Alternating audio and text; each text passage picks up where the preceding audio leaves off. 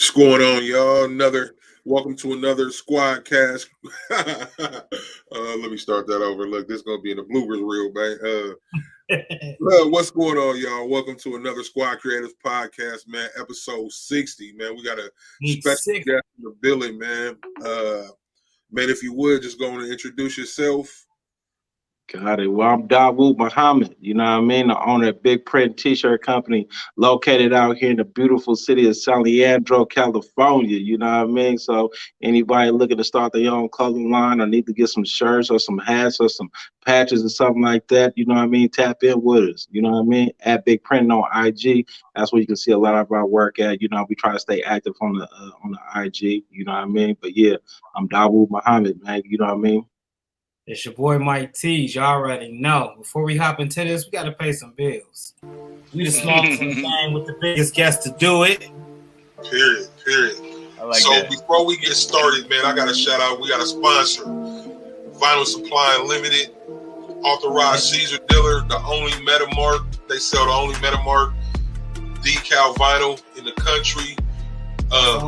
Get with Vinyl Supply Unlimited. Put in Squad Creative. You get a 10% discount off your order. Free shipping over $50. Once again, head on over to vinylsupplyunlimited.com for all your crafting needs.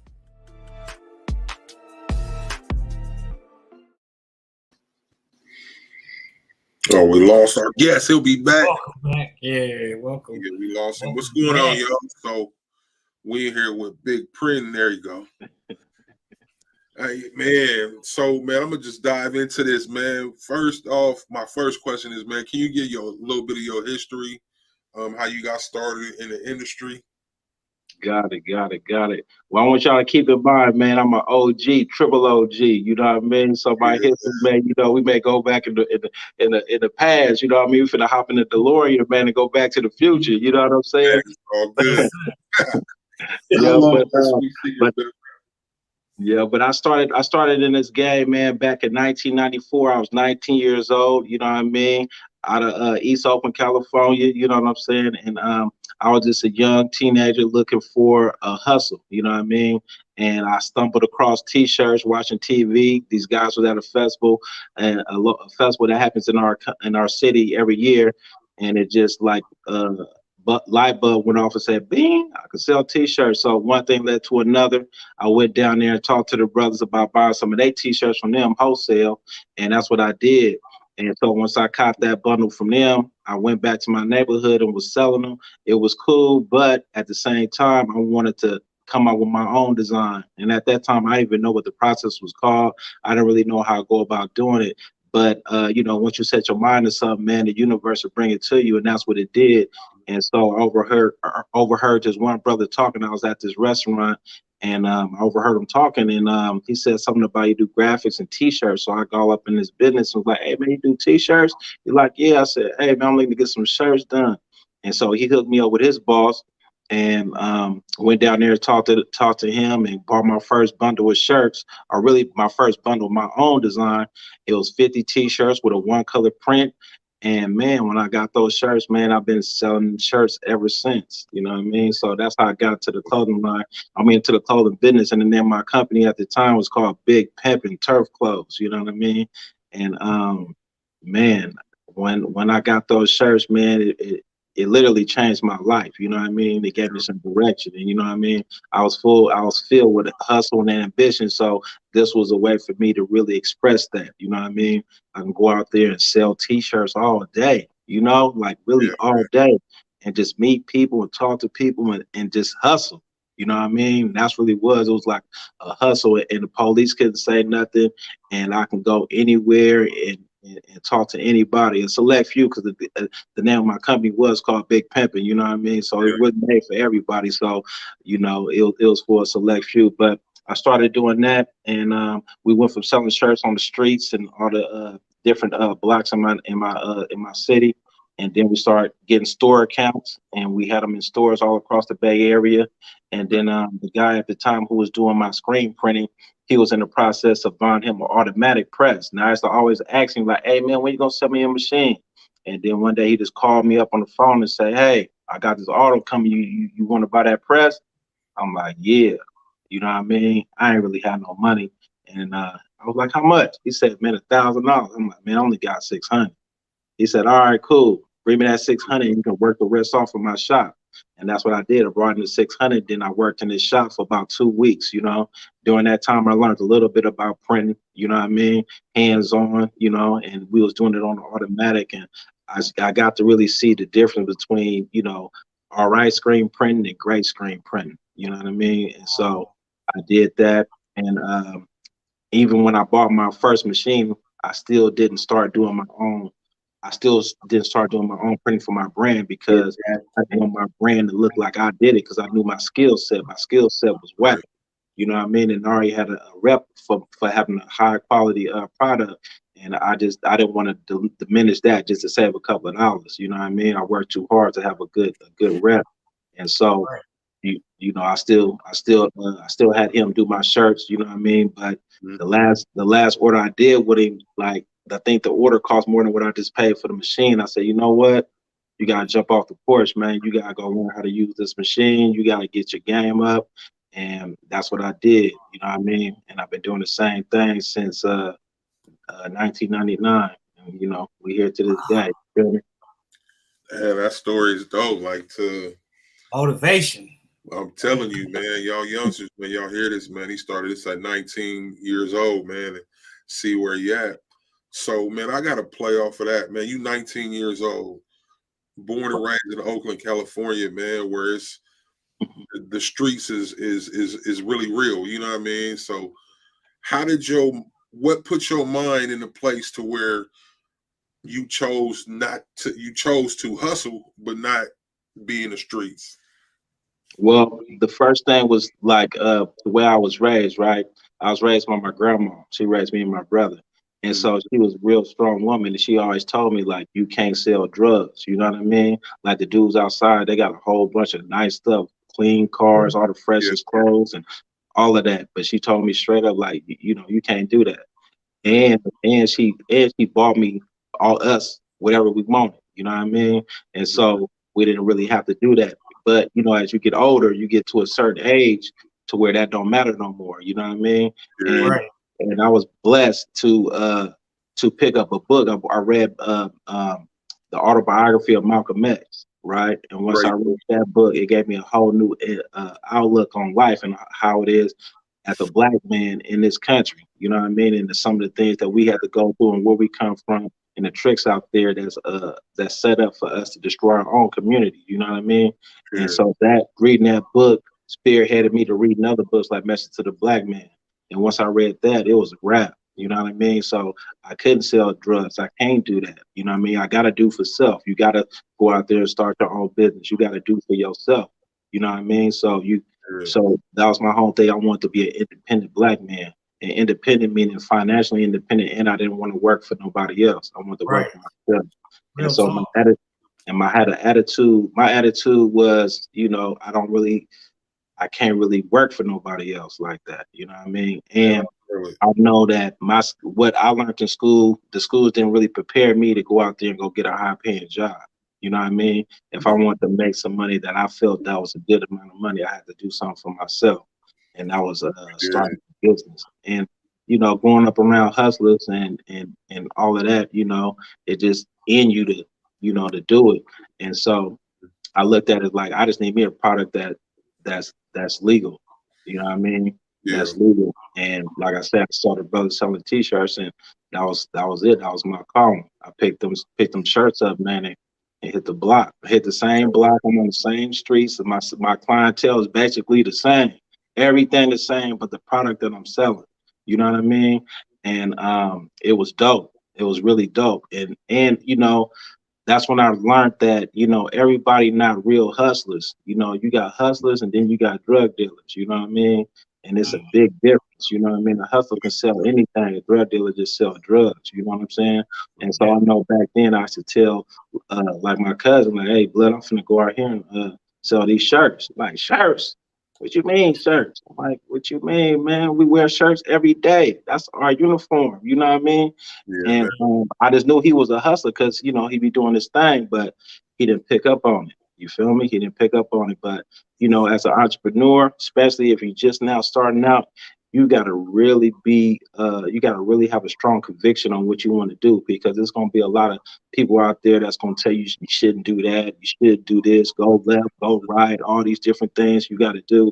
And you could take their word or whatever, but if it ain't, you know, you got to let that really fall off your back, man. You know what I mean? You got to be able to brush that off, because, you know, you got to be really, really, really focused on what you want to do, because you're going to hear a whole lot of distractions. Could be from your parents. It could be from your girlfriend. Could be from your family members. Could be from your mentor. You feel me? So you just got to make sure that you crazy enough to continue to go after your dreams. You know what I mean? At the end of the day, God bless you with that vision, not them. You know what I mean?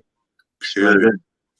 So that's the main thing that really had me to where I don't want to get out there and you know, dedicate my hustle to something that was going to, you know, be the detriment of me. You know what I mean? It's really picking up Hustle to the Black Man and learning and reading that. You know what I mean? That really changed my life for real.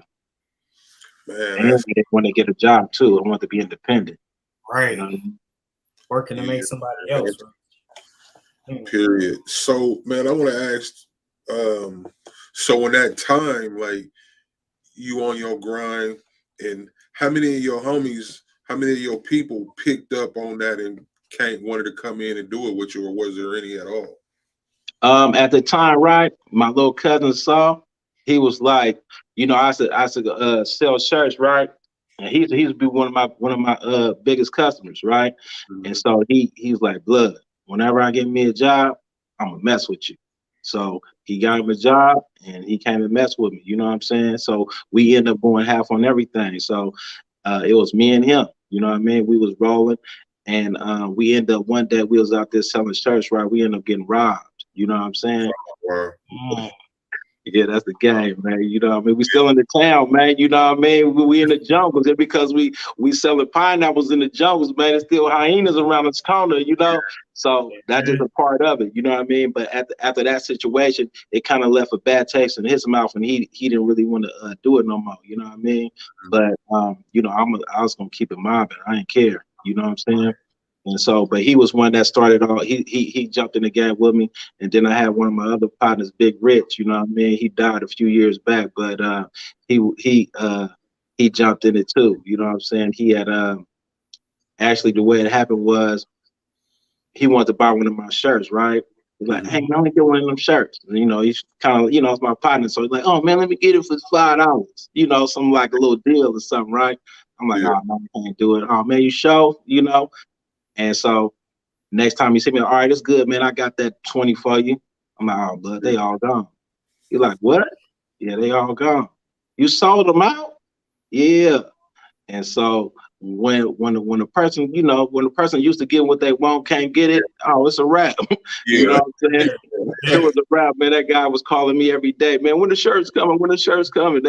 He turned out to be such a good customer, man. You know, when the shirts came, he bought him some. He's like, man, I'm finna sell these too. You know what I'm saying? Yeah, man. Yeah. And so we started hustling together though. You know what I mean? We started hustling together. That was my partner. And but he passed a few years back. But you know, we had a good run though. You know what I mean? And he let me know how good of a product I had too. And I let him know too. Like, you know, that's what you gotta, even your partners, you know, they're gonna try to give you, you know, a couple of dollars or whatever, you know. Like, you gotta be willing to stand on your price and walk away from the deal that ain't cool. And they ain't gonna have nothing, they can't do nothing but respect that. You know what I mean? If not respected, they ain't gonna get it. You know what I mean? So you gotta be willing to stand on that. So you're gonna hear people saying, oh man, let me get a 2X purple one, let me get a 7X this, and let me get everything that you ain't got. You know what I mean? And so, you know, you just gotta be, you know, be real focused and crazy to a point. You know what I mean? That you stay true to your vision and keep it moving. Big facts. Big facts. Period. Man, let me read a few of these comments right quick. There's some people out here. Shout out these people. I gotta go back. There we go. Shandy Cheek, what's going on? Well, with you. How you doing tonight? Late night. That's me. What's going on? Black Ground Clothing LLC. What's happening? What's up with you, Clint? Craftable Things, what's going on? Baby's Booty, how you doing? Baby's Booty was happening. We got her Saturday. Shandy Creek said work for somebody else. No, thank you. I feel you. Not at all. I feel that. I think that's Educated Natural. Hey, what's going on, Kim? How you doing tonight? Barb LaFon, what's going on? Appreciate you. Ain't nobody, they talking to each other in them comments over there. They chopping it up. Yeah, man. It's some stars out there, man, in them comments, man. It's some big time people over there, man. That's well known for these garden decorations, man. So can you talk to us about the power of PO? Power of the PO, huh? All right, so the power of the PO was something that came up. It was last year during the quarantine. You know what I mean? What had happened was we had got the opportunity to do this big job for this big client. You know what I mean? And so it was a big PO. You know, for those who don't know, a PO is a purchase order. It's how business conduct business. Do business with other businesses, you know what I mean? So you may get Acme Company, we call them Acme, and, you know, they may want to purchase some widgets from Acme Company Part 2, and they send over a PO. Basically, we need 100,000 of these widgets at this price at this time. We're like, oh, okay, cool, let me make that happen. And so when we got this PO, it was for 100,000 t-shirts, you know what I mean? And so we and when you do a can I stop you right there before you continue? Go ahead. You said for 100,000 t-shirts. Yeah. How that, brother? When you saw that PO, how'd that feel? You know what I mean? Man. Now let me rewind it, right? All right, so boom. Earlier in the year, right, we went to this convention. It was not even a convention, it was a conference. It was in Scottsdale, Arizona. It was called ThreadX, right? And so that was like the third annual conference. This was a good conference. It's a big conference for the apparel decoration industry. All the big wigs is there. It's a small, intimate setting. We went there, me and my wife, and we networking, chopping it up, and we happened to meet this one guy. He was like on the board for the association who put on the conference, right? So boom, introduced ourselves to him, chopped it up, and did all that talking. We get back home, and everything going on with the George Floyd situation, and prior to that, the coronavirus. You know what I mean? The coronavirus was kicking in, and everybody had to quarantine. Well, we kept our doors open, right? And so we mobbing. And when the George Floyd situation happened, Acme Company is a big corporation. They had gotten into some little turmoil because their employees wanted to wear their own Black Lives Matter shirts, and they told them that they couldn't, right? So it was a big old scandal about it. And so they told the employees, like, oh yeah, y'all can't wear no Black Lives Matter shirts because we making some, right? I guess I don't know if it was cap or not, right? And so they said they was making something, and that they had to be done by a Black printer, right? Yeah. And so they want to make a shirt for each one of their employees. Now they got 300,000 employees in the U.S. and Canada. You know what I mean? So the guy that we had chopped it up with at the conference, he got a call from one of his buddies. And his buddy was like, hey, man, Acme Company and them need a Black printer. I don't know one. You know one? He's like, matter of fact, I do. I just met some at the conference. He called us up and said, hey, I'm going to connect you with these people, man. It's going to be a great opportunity for you. And so they called us up. We did some meetings over Zoom. And, basically they was vetting us to see what our capabilities were and all of that. And they presented it initially like it was an order for like 100 shirts or something like that, right? And so once the Acme Company posted the t-shirt that it was going to be on their IG, then the people called us and like, all right, check this out. You know that little 100 t-shirt order we talking about? Scratch that. We need this one right here. It's 300,000. Wow. Like 300,000. Yeah. Wow. When you need it? We need it in 2 weeks. 300,000 shirts in 2 weeks. And at this time, we already off the hook because quarantine popping, but we never closed, and we rolling. You know what I mean? A lot of people have their PPP money and they EDD money and all of that. Everybody at home starting their own clothing lines and this and that. And, you know, we rolling. We got some of our clients got stores and, you know, they rolling too. Everybody who kept their doors open was doing good at that time, right? And so we pumping. And then they said that they needed that many shirts. So we told them, like, you know what? We can't commit to 300,000 in 2 weeks, but what we can do, we can do 100,000. You know what I mean? Yeah. And then they said, all right, cool, let's do it. You know what I mean? So we end up doing that, and so that's why I'm saying the power of the PO. And so it inspired me to be like, you know what? This is one order. You feel me? Yeah. They do this order all the time. They just delegated this one to us for this particular event. You feel me? So that's how powerful that one PO is. You know what I mean? Where, you know, it's when you get orders for hundreds of thousands of dollars, you know what I mean? Like the order coming through, how much is it? Okay, 300,000 shirts, that's 1.something million. You feel me? And they don't even sell shirts, they giving these away. You see what I'm saying? And so like, man, that's a very powerful PO right there. That PO right there can change the company and elevate it to the moon. You know what I mean? Yeah, it's a dramatic shift. So that's what I'm saying, man. It's a powerful thing, man. The power of the PO. And so, you know, I was really pushing that power of the PO. Just wanted to show people how powerful that one PO, not two. I'm finna show we finna do it this one. You know what I mean? And not just that. We was already jugging though. We was already rolling. We was already popping.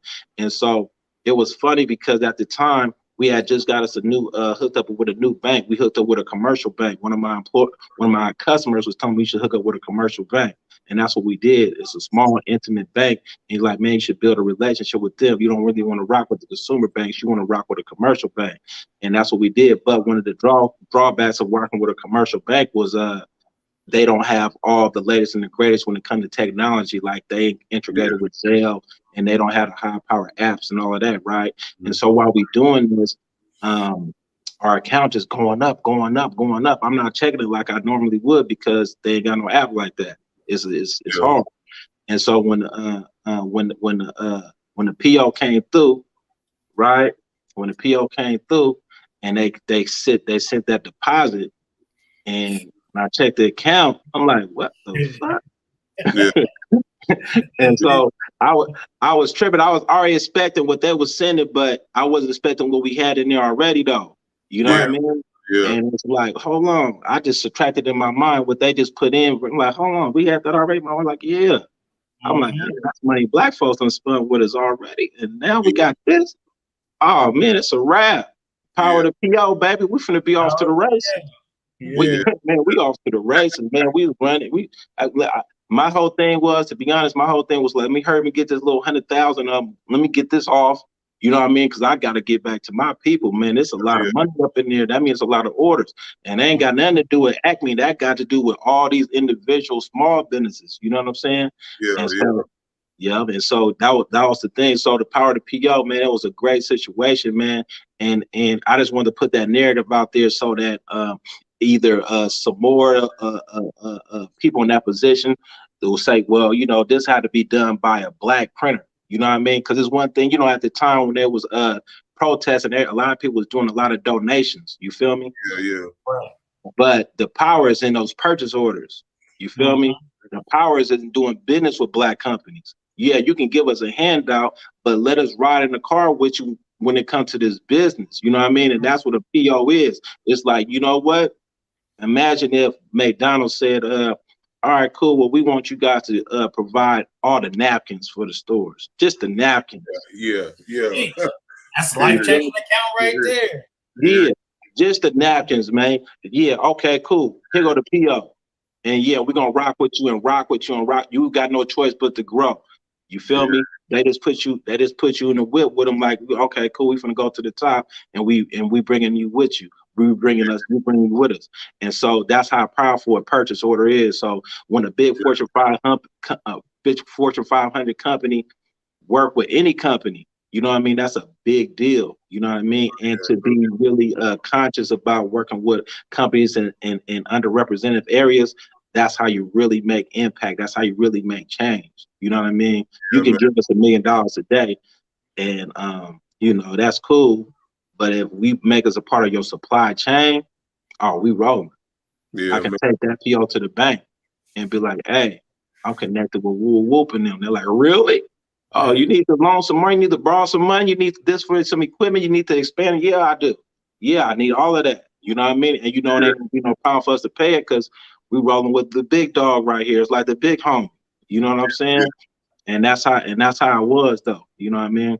And it was a really, really great time for us, you know what I mean? Because it was just really powerful. But even outside of that, the powerful thing was really our own clientele base. We was rolling. You know what I mean? I ain't gonna lie, we was rolling. You know what I mean? And we still rolling. You know what I'm saying?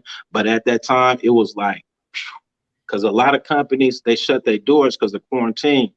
Yeah. But I'm from East Oakland, you know what I mean? I done sold shirts on the street corners, man. I mean, I understand it's a virus outside, but there's always been a virus outside. You know what I mean? Real it ain't never not been a virus outside. It ain't never been all good. You know what I mean? And so I can't close my doors just because, you know, I would put a mask on and, you know, get us some hand sanitizer and give me 6 feet. But we're going to keep these doors open. People was calling from all over the country like, y'all open? Yep. Oh, thank God. Thank God. I got a question on that, man. Like, so big print, man, you in San Leandro, California. You doing your thing, and I figure most of your business was coming locally. How did Big Print leave San Leandro and become nationwide? Yeah, social media, IG. Yeah. I'm pretty sure that's how y'all found out about us. You feel me? Yep. So you know, we on that gram. You know what I mean? That's the big equalizer. Is that social media give you access to people all over the country, all over the world, but for sure all over the country. If you're doing something that's innovative or something that's unique, and you speaking to a very niche clientele, man, you gonna pop. You know what I mean? Yeah, for sure. And you know, give Instagram, give them some money and put some ads on it. You know what I mean? Let them use the algorithm in your favor. You know what I'm saying?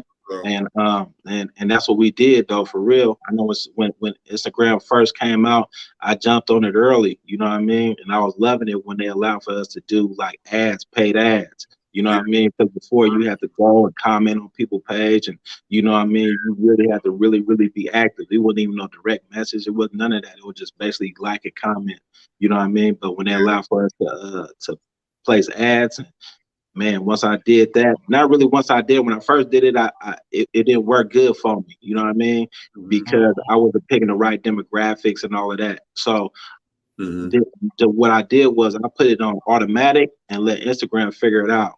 And when I seen the results from that, I was like, whoa, you know what I mean? The results was going up. And my call to action, I will always use visit profile. I want people to visit our profile page because, you know, we sell customized garments. So it's not like, you know, you're going to buy something today. You may buy something, you know, down the line. So if you know who we are, you see our work, and you can get comfortable with what we do, and you can see we do some dope stuff. Then when you do have a project that come up, we'd be the first to come to mind. Hopefully, you know what I mean. Yeah. Now, do you remember how much you spent on that first ad at all? I probably spent like $20. You know what I mean. I still only spend $20. I spend $20 a day. You know what I mean. And when I run it, I do $20 a day for like 3 days, 4 days, just to see what happens. You know what I mean?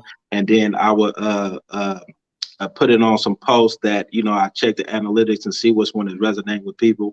And then I put $20 on it. You know, my mindset was like, okay, I eat $20. So let me go on and see what happens if I put it out there. And, you know, and some good, some is better than others. You know what I mean? But at the end of the day, I remember back in the day, in order for you to reach 20,000 or 30,000 people, you would have to go get some flyers made, and ain't no way in hell you was gonna be able to do that. You know what I mean? It just was impossible. Yeah. You can go get flyers made, but then you still gotta go out there and pass them out. Yeah. You know what I mean? And you're gonna pass them out in your area. Well, now with the click of a button, you can be in Kentucky. You know what I mean? South Carolina, Atlanta, You know what I mean? All these different places and people who actually want to see what you got to offer. You feel me? And that's the beautiful thing about Instagram and the marketing. I definitely suggest whoever's out there, man, to you know, put some ads up and see what happens. You know what I mean? I tell my customers that all the time, like, hey, how you doing to market yourself?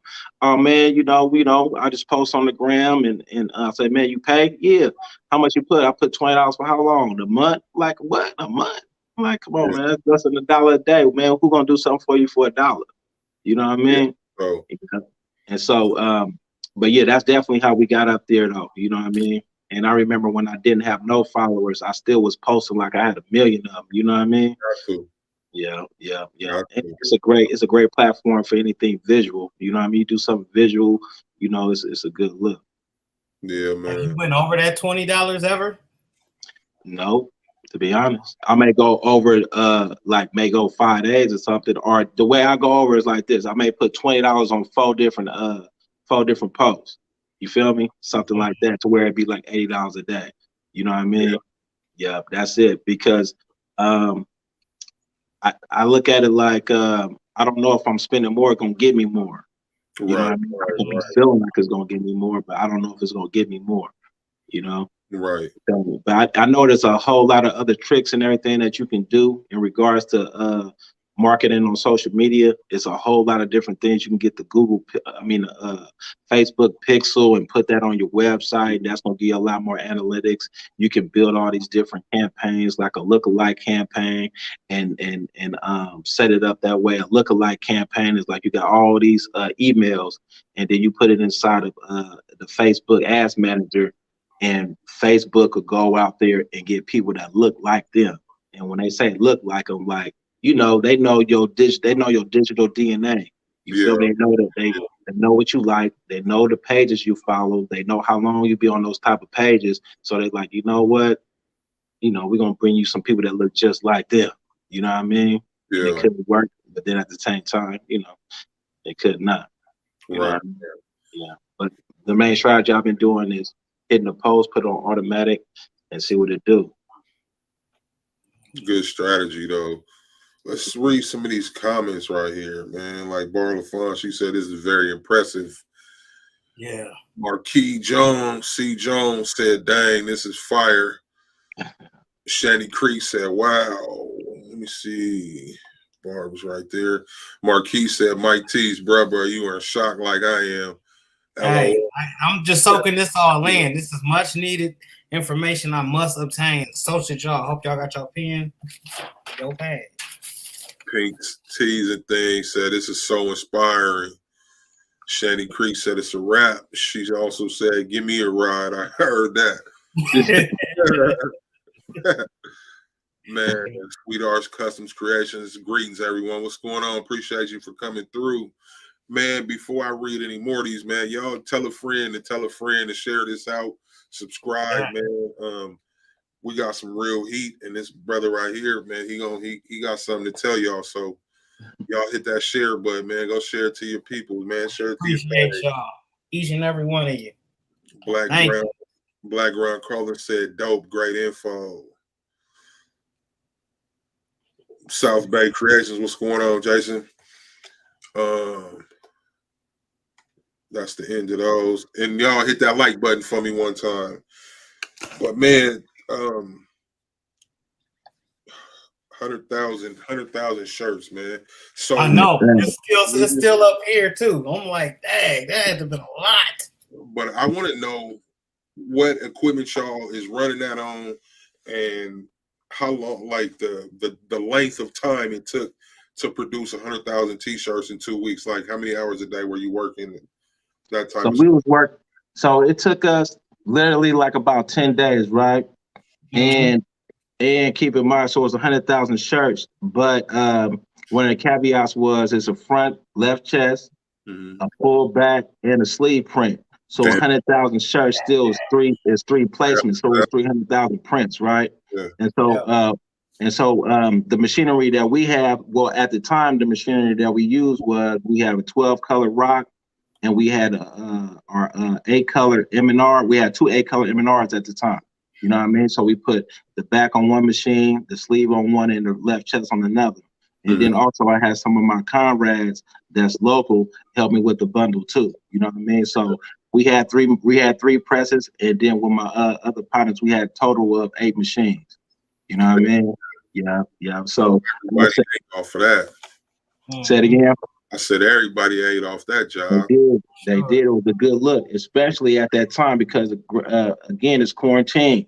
And one of my buddies, I was like, "Hey man, I went over there to talk to him, and man, they was doing bad. They was hiding out from their landlord. You know what I mean? They was because they wasn't printing. You know what I mean? And the landlord still wanted to get paid. And so we basically opened his doors back up. You know what I mean? The same with another guy too. Same scenario. So it was definitely a blessing. Yeah.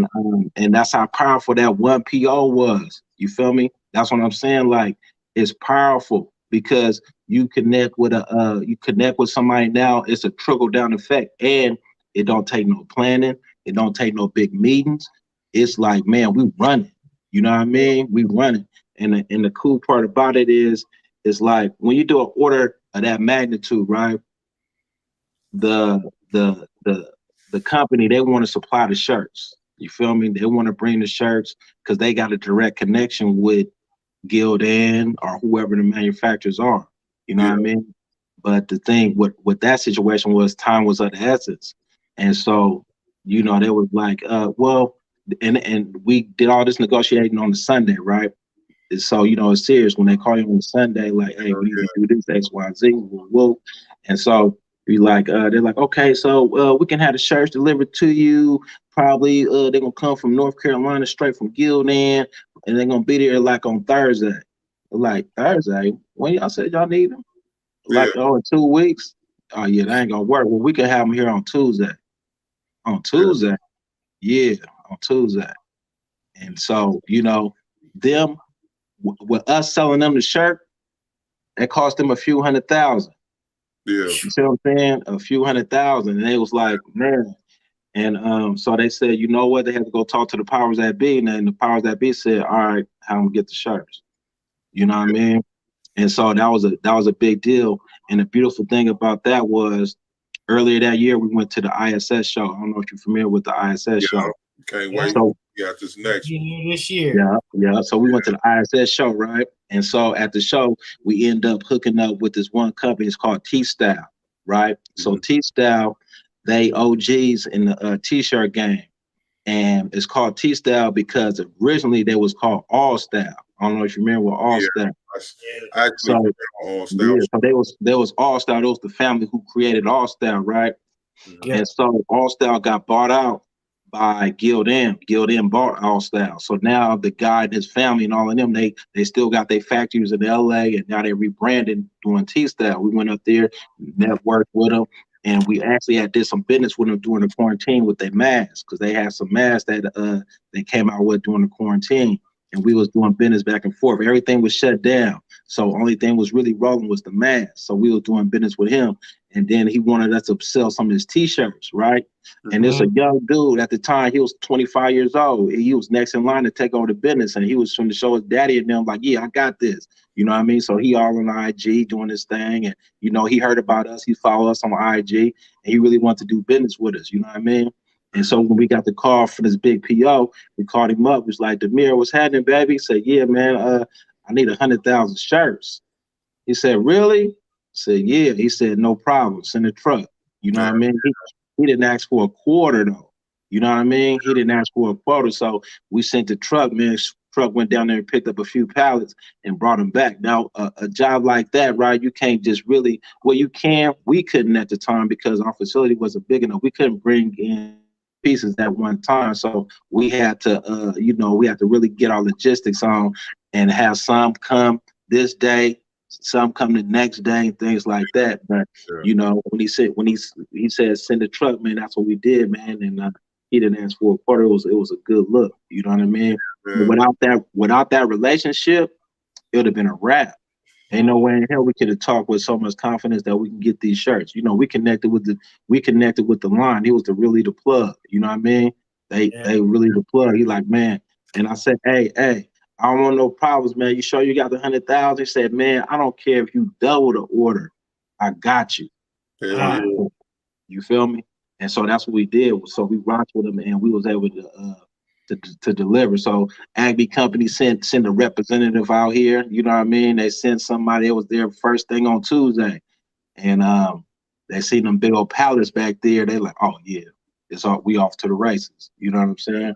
Yeah, man. That's cool.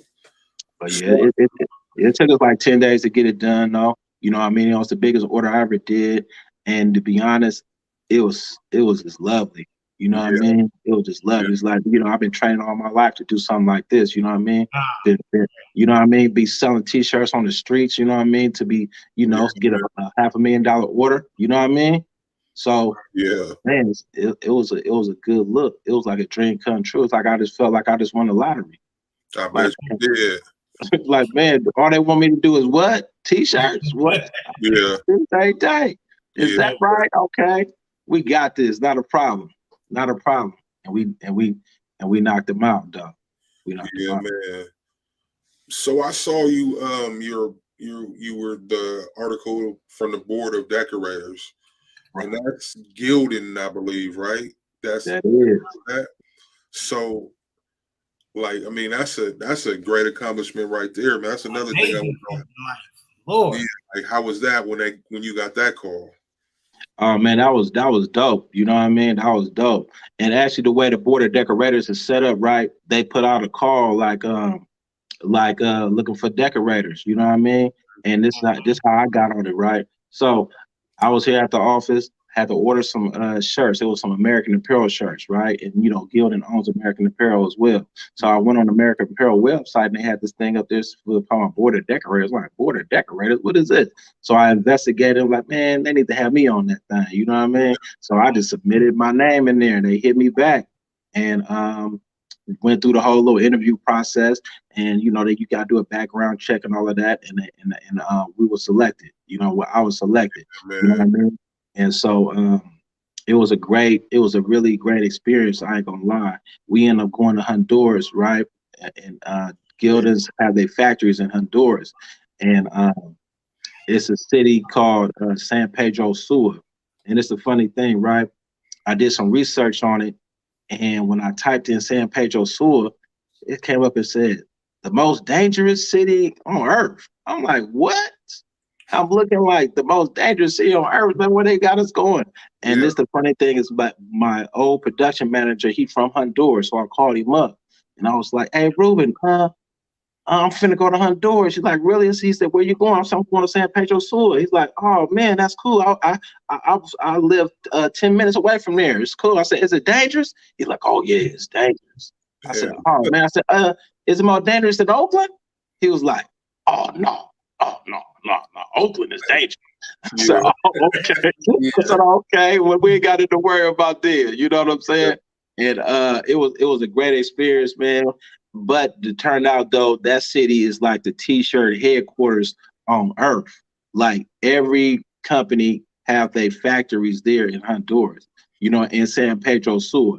And that area, it's like Colombia. You feel me?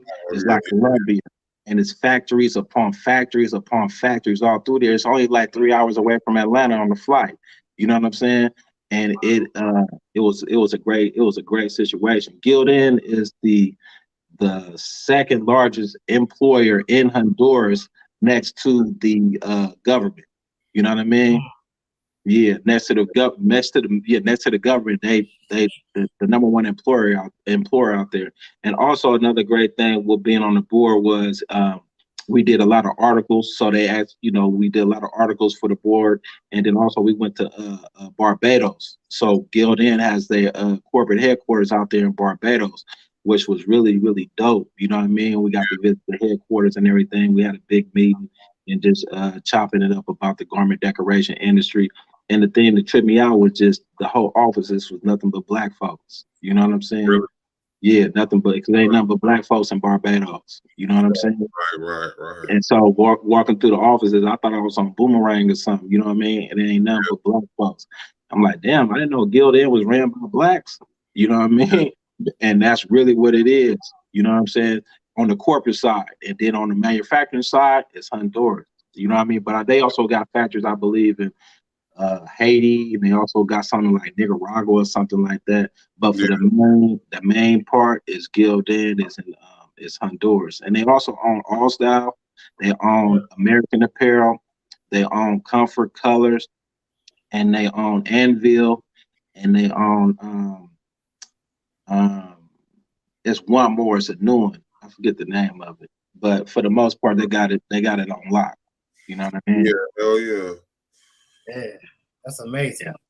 Yeah, but anybody can go and sign up for the board of decorators, though. You know what I mean? Because the board was it was cool. It was a selection of 10 different decorators from all over the country. I was one. They had another guy on there. His name was Mitch. He has a big outfit, big old company. He got like 17 screen printing machines. I forget how many embroidery machines. They had another guy named was DJ. He got a brand called Consistent or something like that. He out of New York. He was on the board, and he just had his DTG situation. They had some other people on there. One lady, she has her like soccer mom type of situation. And another guy had a factory in Mexico and another one in Miami. You know what I mean? So it was a big, broad collective of different screen printers from different perspectives of the game. You know what I mean? Yeah. And it's dope. You know what I mean? And every year they come out. Like I was on the first board, and this year's the second, and they probably gonna be coming with the third one. You know what I mean? For next year. You know what I mean? So anybody can go up in there and put their hat in the play, man. You know, and be a part of the board. It's a great opportunity. Wow. And so they flew you out to Honduras, and you said where else? Barbados. Barbados. Yeah, and when they came out here, so Gildan or America, Gildan was the sponsor of the Rolling Loud when it was out here in the Bay, and so they had some of the corporate people flew out here, and we went up there to the Rolling Loud and kicked it. You know what I mean? It was dope. We was up there as a sponsor. You know what I mean? So it was a dope experience. All the bands, you know, walking all backstage. You know what I'm saying? Yeah, it was cool because you know I got a lot of my little rapper partners. They was up there. You know, I'm up there in spots they can't even get to. You know what I mean? Like, man, you gotta go get on stage, man. You know, you can't come over here. You feel me? Yeah. You know, but it was cool though. Yeah. But Gildan is a cool company, you know. They pretty dope. You know, we was out there in Barbados on the boat, chilling. You know what I'm saying? And just chopping it up, and you know, I know that was nice. Man. Yeah, it was real. Yeah, it was real nice, and you know, and just fellowshipping with other garment decorators and people giving you their game and their insights. And you know, for me, it was just crazy because again, I'm from East Oakland, and here I'm in Barbados. You know what I'm saying, at the world's largest t-shirt manufacturer's headquarters, chopping game. You know what I mean? And here we are in Honduras at the biggest factories, and we getting a tour and seeing how t-shirts are made, like from scratch, like how they actually made, and not just you know how they made, but how they made by the world's largest manufacturer. So you know, I know a lot of people got a lot of things to say about Gildan as far as like being cheap and things like that, but there's nothing cheap about the way a shirt is made. The Gildan shirt, it's nothing cheap. It's made on the top of the line equipment. Everything is like the top of the choke chain. So the Gildan got a bad rep because of their success and being so dominant, you know, because, you know, nobody want to build a brand over on a shirt that, you know, they got free at the at a family reunion or something like that. Right. You know what I mean? But at the same time, I know from, you know, my own experience on how much precision is made or is taken into putting those shirts together. Like, I don't care what other company is out there, you ain't doing it like this. I don't care whatever spin you put on it, on how you got a side seam and this and partner. Y'all the factory can fit in a bathroom, man. You know what I mean? I'm just saying, man, it's big. They got it's like a city. It's like a city. You feel me? They got their own what's in the back, what you call that? Lagoon. You know what I mean? That shit was hella big, man. It was dope. I ain't gonna lie, it was dope. So that's crazy, man. Like you came from hustling t-shirts on the corner of in Oakland to Barbados and Honduras, man. All these shirts, man. You feel me? Yeah. Yeah, man, that's crazy. Like, so, like, what's? I don't even know if you want to give up your secret, but what's your go-to T-shirt to print on? Well, my go-to would be a all style 1301, what I mean, to print on, because that's just our standard. We stock them. We also stock Cotton Heritage, you know what I'm saying? That's for our premium. You know what I mean? I don't know if people are familiar with them, but that's a premium tee. Those are our two go-tos, our standard and premium. Then we got AS color tees that we use. You know what I'm saying? That's be a more of a luxury shirt. You know what I'm saying? And then but we work with pretty much all of them, Bella Canvas, Next Level, you know what I mean? Mm-hmm. But the main go-tos is All Style and Cotton Heritage, you know what I mean? I like the way Cotton Heritage feel. They're real smooth. The prints are really, really dope on the Cotton Heritage shirt, especially for DTG. You know what I mean? You can't really go wrong. You know what I mean? With that on the DTG, you can't get a better print. DTG too? Say it again? You do DTG too? We do, yeah. So, man, we didn't been this long. What all do you do, or don't you? So we do screen printing. We do embroidery, DTG, and laser. You know what I mean? And so that's our main decoration methods. The only thing that we don't do is sublimation, not yet. You know what I mean? But we may be bringing that in as well. You know what I mean? But that embroidery, we do that real heavy. Screen print, real heavy. DTG is cool. You know what I mean? And, we really rocking with them lasers though. But the laser is like a tool. You know what I mean? It's just like a tool that you use to, they really kick in when it comes to doing the applique and things like that. But we starting to, trying to branch off and do other things with the laser because, it's kind of like really unlimited what you can do with that. You know what I mean? Yeah, but for the garments though, screen print, embroidery, DTG, that's the top three. So, how many machines you running? You got some nice numbers in there. Yeah, for how many machines and screen print, we got 3 automatics and 2 manuals, and then for embroidery, we got 32 heads. You know what I mean? And yeah, I mean, we got one DT. Well, we got 1.5 DTG machines. You know what I mean? We got a brand new brother.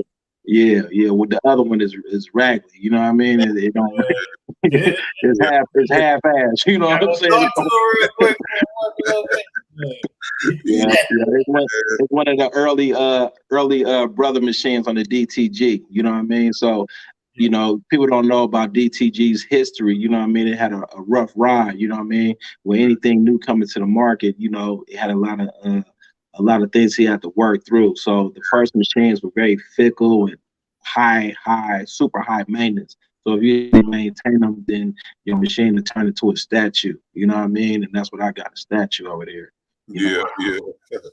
But the new ones are dope. You know what I mean? They self-maintain it. You know what I mean? The machine could stay off, and I done had the machine off for like a week, 2 weeks. Came back, turned it on, and the prints looked just like it was brand new. You know what I mean? So they figured it out, and they still in the process of figuring it out. You know what I mean? But yeah. Wow.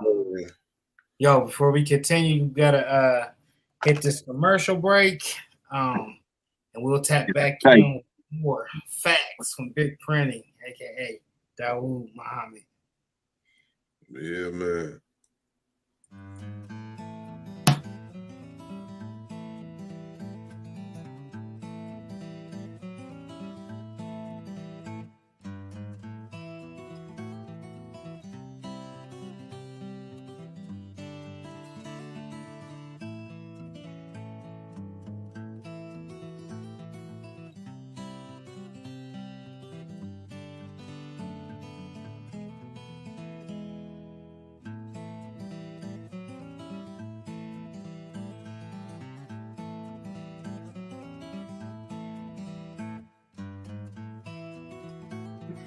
What's up, guys? It's your boy Mike T, back at you with another video.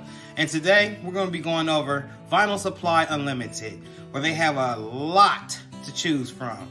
You can get your matte decal, you can also get sublimation prints, color changing vinyl, different layerable glitters, and also fat head material. You heard me, fat head material. As you can see, my fat head is up there, which is completely removable. I could put it on the car, I could put it on the window, and then take it off and put it on the door and maybe on the floor, you know, wherever it may be. But visit vinylsupplyunlimited.com today.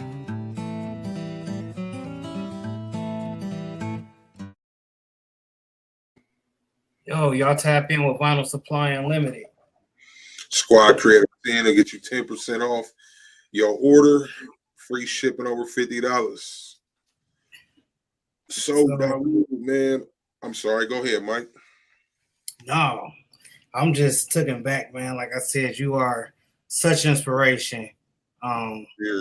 Even be able to talk to you. I'm pretty sure everybody in the comment section probably got a lot of questions as well. But your big orders, your huge orders, do you just get those through word of mouth? Are people coming to you searching for huge orders, or you just it's all from the ads? Huge orders definitely is I'll say word of mouth, networking, you know what I mean? And that's mainly it. And you know, but a lot of our customers come directly through IG, Instagram, and word of mouth, you know what I mean? Somebody then heard about something and you know they tap in with us. But for the most part it's definitely word of mouth. But we a lot of times it be our mouth that here on Instagram, you know what I'm saying? Yeah. You know, it take a lot of time as far as cultivating a lot of different or creating a lot of different content, put it up there so people could feel comfortable that you can handle their project. You know what I mean? Yeah. And then we don't do a lot of big orders. Majority of our orders are like 50 pieces, 100 pieces, maybe 200 pieces.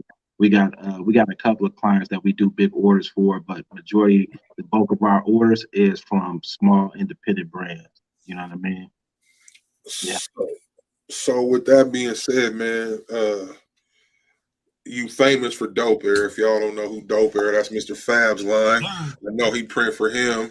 Man, is there any of them? Can you drop some names of the people that you print for? Or I don't know if that's some secret stuff or. No, it ain't really secret. You know what I mean?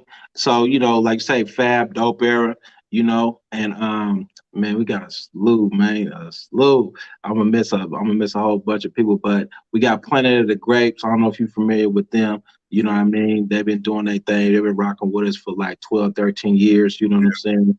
And you know, they've been doing their thing in over 150 different stores all across the U.S. You know what I'm saying? Yeah. And then who else is there, man? I'm finna miss a whole bunch of people. Yeah, we did, you know, Beast Mode, Marshawn, you know, Fear of God, them the big names. When it comes to big names, we done did Starbucks, you know, Google, Levi's, Nike. Who else is there, man? So man.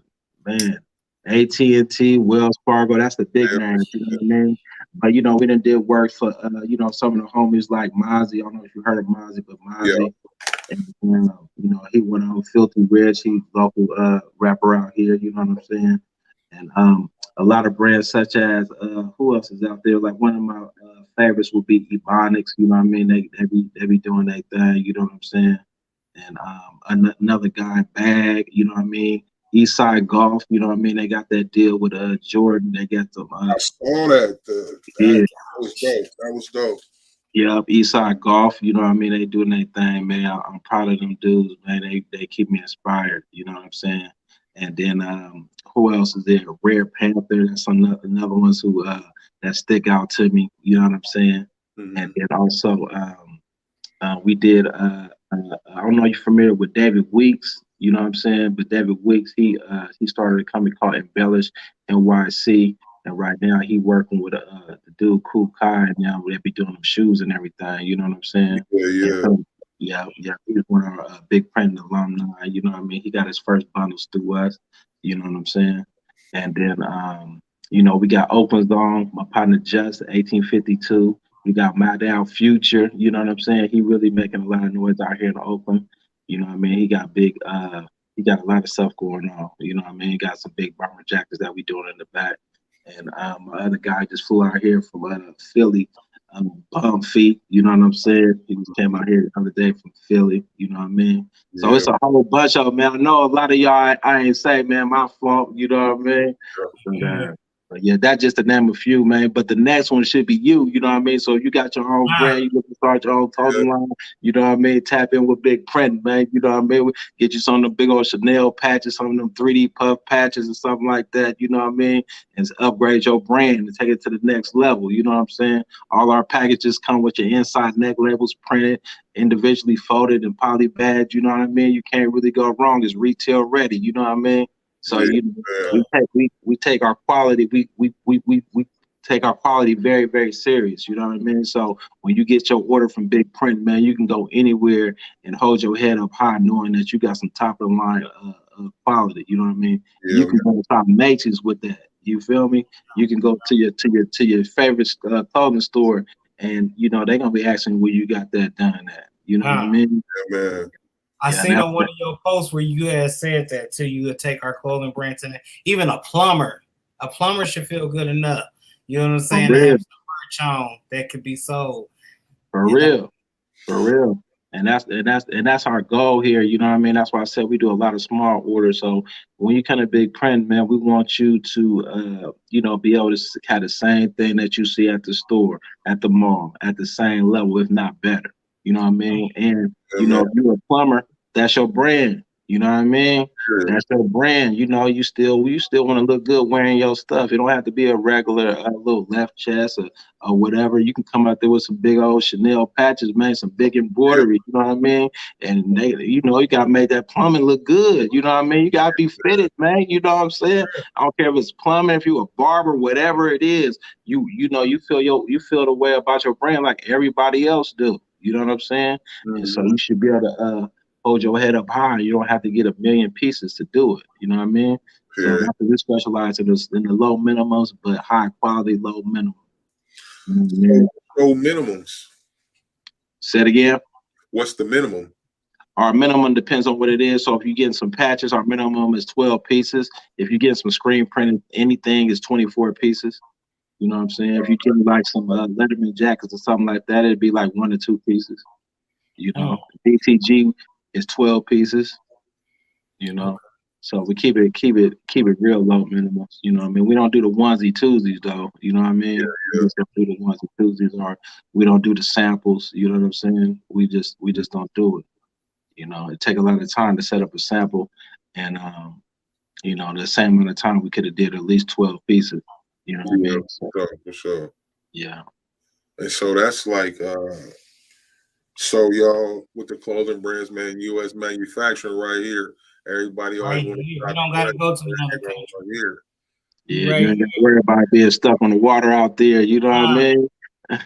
We're going to put it on that big brown truck, man. It's going to come out there and see you. You know what I'm saying? They're going to pull up on you, you know? Yeah. So what systems do you implement into your business? Say that one more time. What systems do you implement, like as far as inventory or doing mock-ups and stuff? If you don't mind me asking, what system do you use? All right, so for our back end, we utilize a platform called Inksoft. I don't know if you heard of Inksoft, but it's a platform that's made for specifically for garment decorators. You know what I mean? And so the great thing about Inksoft is it has this design studio, so you can go in there and upload your artwork to the garment and see what it looked like. You know what I mean? And then also it has a back end feature where you could do the order processing. You know what I mean? So it can go to the art department, go to the screen department, go to the production department, go to the garment department, the purchasing. You know what I mean? And we also use another platform. It's called Smart Sheets. So what Smart Sheets is, it's like an Excel or Google Sheets, but just a lot more robust. You know what I mean? So we use both of those platforms together. So what we do is at the end of the day, we export all our jobs out and we input it in Smart Sheets. Smart Sheets is so dope because we can really customize it the way that we need to and really communicate with other departments very, very easy. You know what I mean? So those are the two main platforms that we use to operate and communicate via, you know, on the back end. And as far as for mock-ups and things like that, we use just traditional Photoshop and Illustrator. You know what I mean? That's pretty much it. Photoshop and Illustrator. Doing the separations, Photoshop, Illustrator. You know what I mean? Yeah. And doing the film separations or printing out the film, we use AccuRip. You know what I mean? Oh yeah. Yeah, we utilize AccuRip, and for digitize, we use the best is Wilcom. You know what I'm saying? We use Wilcom software. You know what I mean? And that's pretty much it though. But Inksoft is pretty dope. You know what I mean? He also got other companies out there like Printavo. We tried that one for a little bit, and they got another one out there called Tsum. It used to be formerly known as Fast Manager. You know what I mean?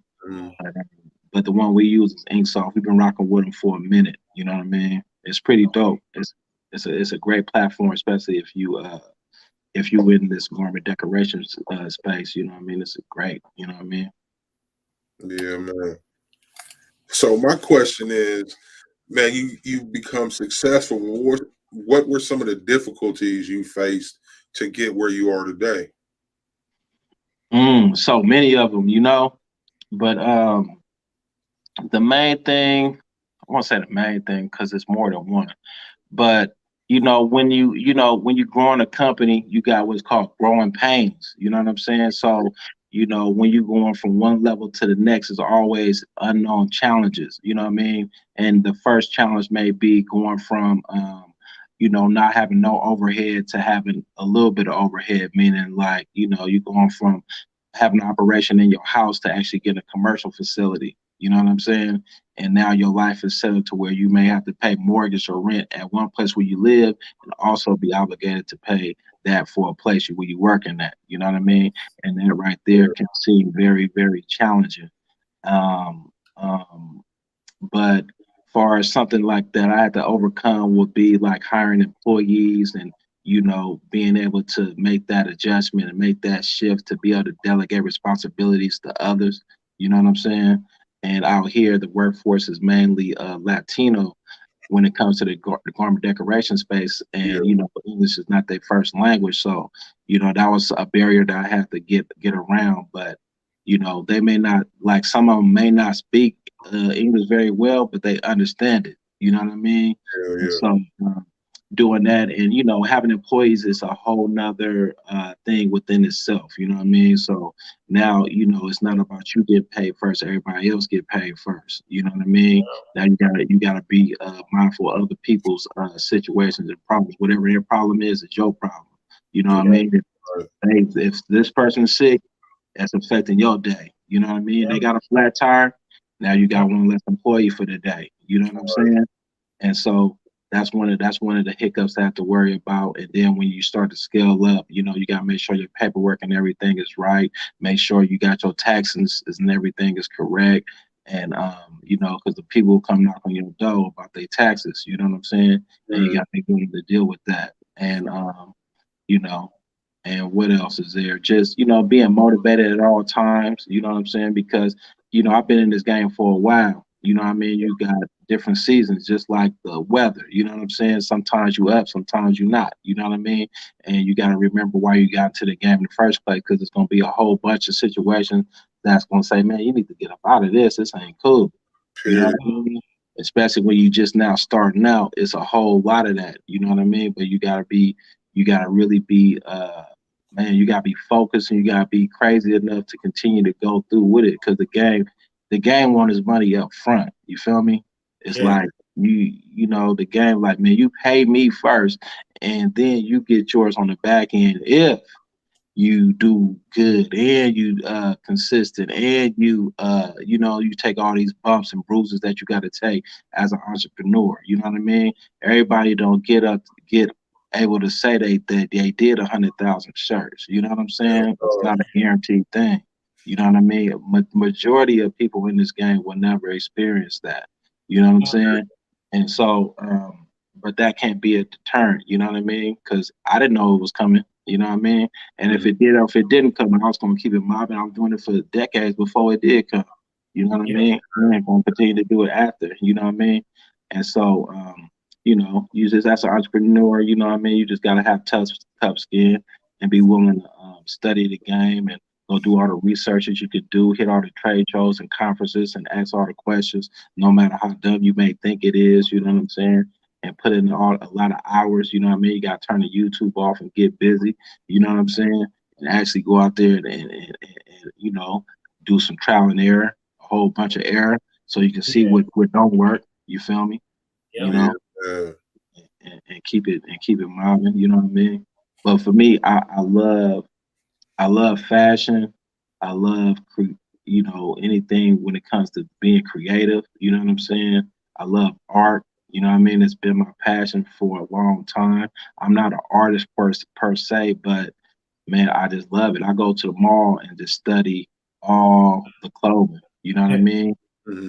I just go like it's a field trip. You know what I'm saying? I want to study. I want to know what everything is, and I want to know how they did it. You know what I mean? I make sure I go to all the trade shows, not all the trade shows, but I go to a lot of them. You know what I mean? I make sure I hit that music. You know what I mean? I've been going to Magic show.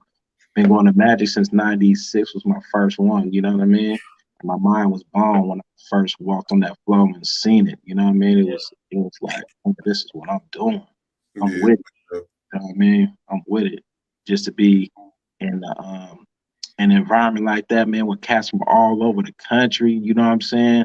And these big old brands and all the money that they make, and they made the game really look good. You know what I mean? And in 2018, we had got a booth at Magic in the Sourcing, man, and it was dope. Our booth was lit up. You know what I'm saying? Our booth was lit up.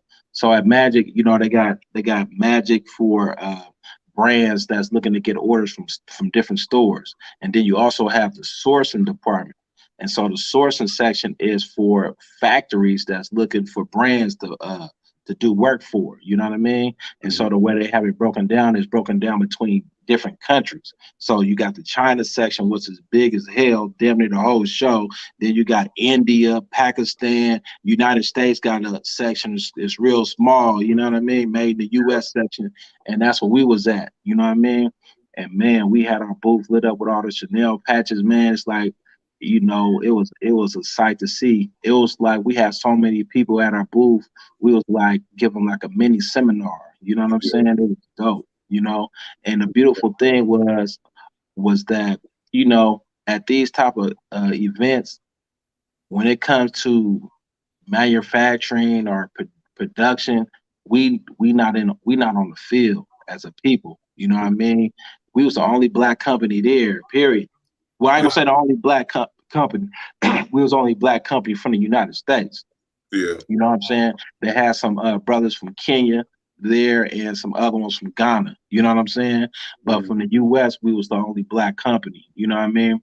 And it was a beautiful thing because all the patches that we had, our whole booth was decorated with Chanel patches, and I put them on little canvases to make them look like a work of art, because that's what they are. Like you had a museum. You know what I'm saying? And so we had people from, you heard of South Pole, the company South Pole, old school. That was one of my favorite brands. Right, you know, they Koreans, right? And so, but they got other brands that they still pumping right now. It's not called South Pole, but the company is still South Pole. But man, they was at our booth, man. They sent their whole design team, everybody, the vice president, all of them came by. I'm like, man, what is? They came by like 4 or 5 times. You see what I'm saying? Yeah. And this is 2018. And I'm like, man, what's up, dude? What's going on? And that was arrogant. It was arrogant. But the thing is, right, when it comes to the urban fashion, the urban market, the Koreans run it. You know what I mean? The Koreans, all those little brands, it's all Koreans. And, you know, like out here, it's sold by the Palestinians. You know what I'm saying? They ain't never buying from us. You feel me? So we was up there like, you know, what's all, man, that stuff made by black folks, from black folks. You know what I mean? Usually it's the Koreans trying to figure out what we want. You see what I'm saying? They up there trying to come up with designs that they think we like. And then to see this whole booth set up with nothing but with artwork directly from us. And they came over there and they studied, you know what I mean? And it was a beautiful thing for me, man, just to be able to come full circle, to be at the Magic with a booth and it's cracking, and we over here on the sourcing side. That's where, you know, that's where it's. I ain't gonna say that's where it's going down at, because the brand side is really where it's going down at. But you know, on the sourcing side to be, you know, a black-owned company, you know what I mean? On the production side, it was dope. And we was clean. We was lit up. Yeah. So, man, what do you attribute to your success, man? Like, how you think Big Print became like Big Print? Consistency, you know what I mean? Mainly, that's what it is, consistency. Just doing the same thing every day, not giving up, you know what I mean?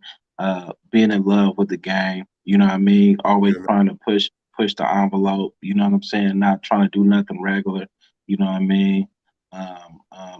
Me and my wife, we in business together, you know what I mean? It's like, you know, she took my dream and made it her dream, you know what I'm saying? And having a partner like that right there makes a world of a difference, because y'all basically y'all on the same page, you know what I mean? Hell yeah.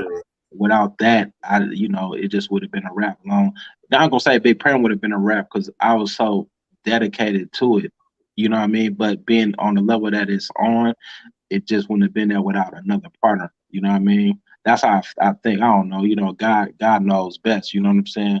But but doing the same thing every day, you know what I mean, and loving what you do and taking pride in your work and trying to be better, not just trying to you know, do the status quo, you know what I mean? Standing on high quality, especially in this game, you feel me? And never falling off, you know what I'm saying? Just keeping it lit. You know what I mean? Like when I first got my first embroidery machine, the first thing I wanted to do was multimedia, big applique. You know what I mean? And that's what we did. You know what I'm saying? And when we put screen printing and embroidery, all of that on the same garment, actually put it in the we entered in a contest. Back then it was this magazine called E&B, it's embroidery publication. And every year they would have a contest and we submitted, and man, we came in first place. You know what I mean? It was so cool. Then they put us on the cover. You know what I'm saying? And yeah, but just really just not trying to do nothing regular. You know what I mean? I just thank God for my journey in the game, because you know, it's like I graduated each step. Started off with my own brand, you know what I mean? And not trying I just start off trying to print shirts. I just started off trying to sell shirts. You know what I mean? And so that right there, you develop a skill set for marketing, develop a skill set for design. You know what I mean? Because you got to make sure that these gonna sell. You know what I mean? So I wasn't limiting my designs to my skill set of printing. So I would come with 4 colors on the front, 4 colors on the back, prints on the sleeve, things like that. You know what I mean? Make sure that my designs was dope, because back then, you know, you couldn't post nothing to reach a lot of people.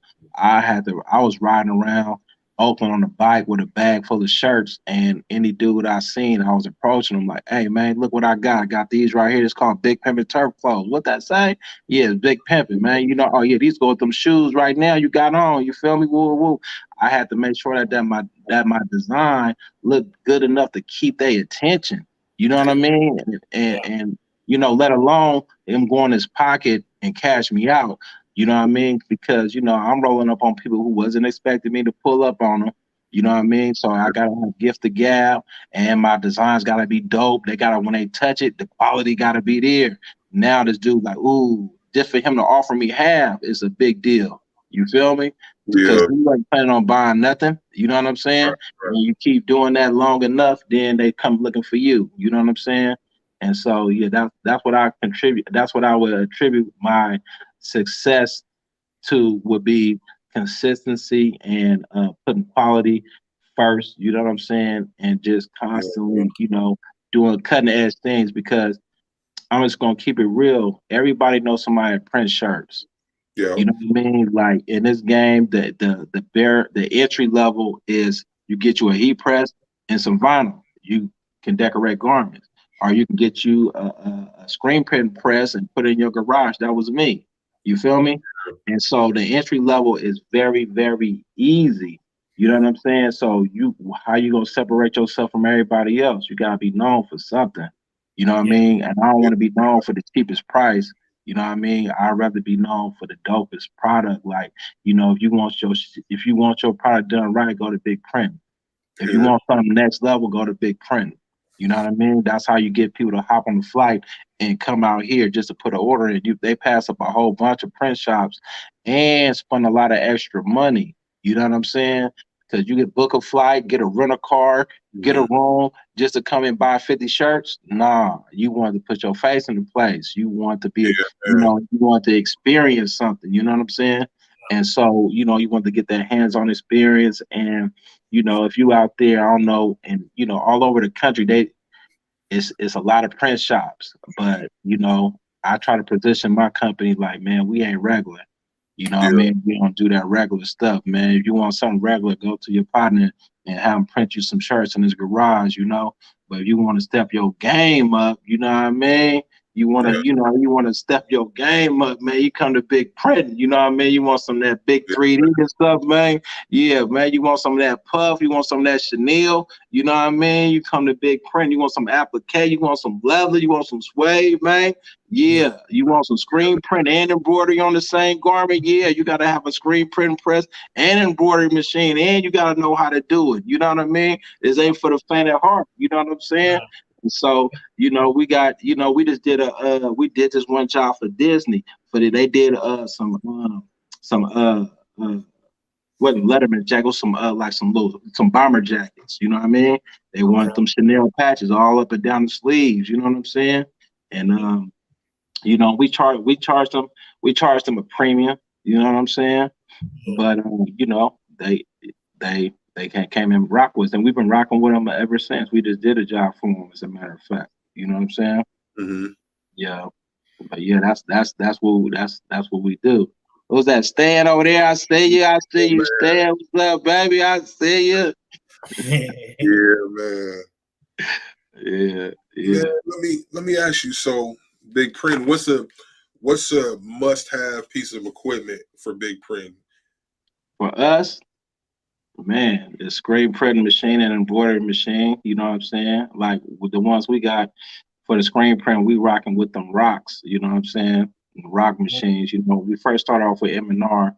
M&R is tried and true. Don't get me wrong. They the industry standard. More than likely, if you got a T-shirt that's screen printed, more than likely it was done on the M&R press. You know what I mean? They the number one machinery when it comes to print, especially in the United States.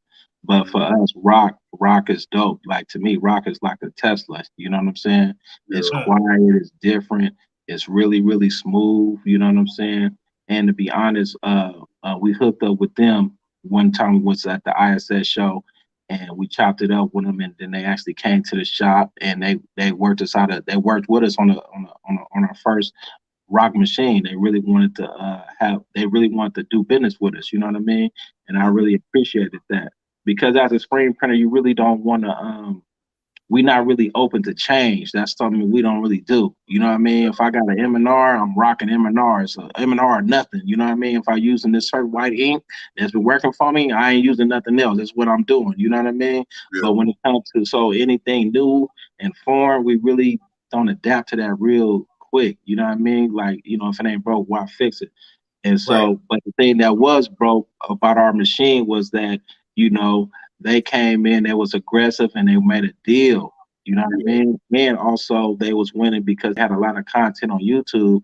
And so therefore I was able to get familiar with the machine without actually seeing and touching the machine. I thought I knew it before I even really seen it. You know what I mean? And when I went to holler at one of my buddies around the corner who actually had one, and I heard it, I'm like, damn, I can't hear nothing. That thing is smooth. He's like, man, this thing is breeze. And they take print real serious. They done had M&Rs, they done had MHMs. They got rid of all of those, and they got them rocks, and they loving them. I'm like, man, you know what? If they like them, I'm gonna just try it. And plus, they working with us. And when I got it and I saw the prints, I'm like, damn, I love this machine. You know what I mean? And so for us, the go-to is a rock right now. And for embroidery, it's the Berdens. You know what I'm saying? I had Tajimas before, but the Berdens, man, that thing is lovely. You know what I'm saying? So we rocking with the Berdens. And now we got that laser too. That laser, we got an Epilogue laser machine. That's a must. You know what I'm saying? It was not a must, but it's definitely a great machine to have. You know what I mean? And when it comes to DTG, the brother is dope. You know what I'm saying? The brother is dope. The new one, the GT X Pro both. We got the Pro both. And like I say, that thing is self-maintaining. You don't have to worry about doing all the maintenance. You know what I mean? It does it, and it worked like how DTG is supposed to work.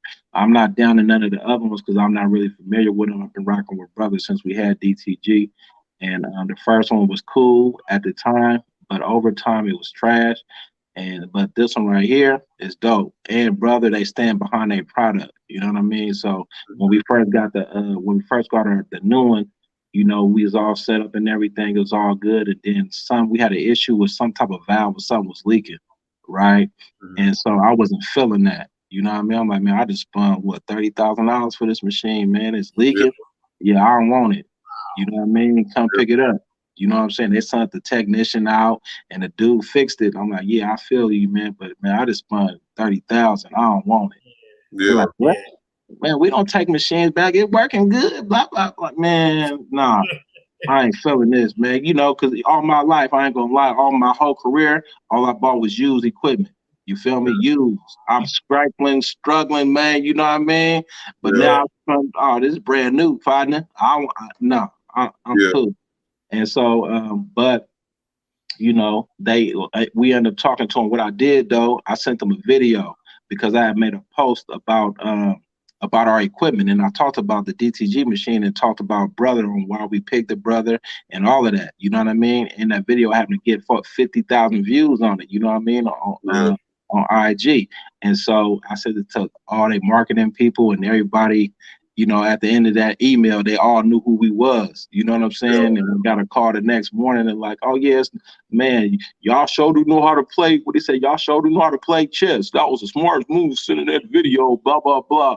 But yeah, we're gonna send you over a new machine, and also we're gonna take the other one you got, and we're gonna give you an extra year warranty on the new one. You know what I'm saying? I'm like, oh man, that's what I'm talking about. So they sent those over a new machine, and then a couple of months later, they flew a dude out to come and make sure that we was all good. And I asked him, like, man, who else you coming to see while y'all here? He said, nobody, man. He said, man, they treat you like they treat the guys who buy hundreds of machines. I said, is that right? I said, that's what I'm talking about. Yeah, man. Yeah, but yeah, they make a good machine. They standing by it. You know what I mean? They standing by it, and it's a good machine. Though it's a great machine. I can't lie, it's a great machine. It's dope. The DTG, you know what I mean? It's dope. So I got another question for you. So my question this time is like, anybody like, man, I'm from Seattle, born and raised. So my town is influenced by the Bay Area, and y'all in the music and the style and all that. So my thing is this, like, talking to you, it's Oakland, it's Bay Area all over you. All this stuff you've been through, the people I can imagine you deal with, how do you keep it Oakland and not sell out, basically, is what I'm asking. You know what I mean? How you remain yourself?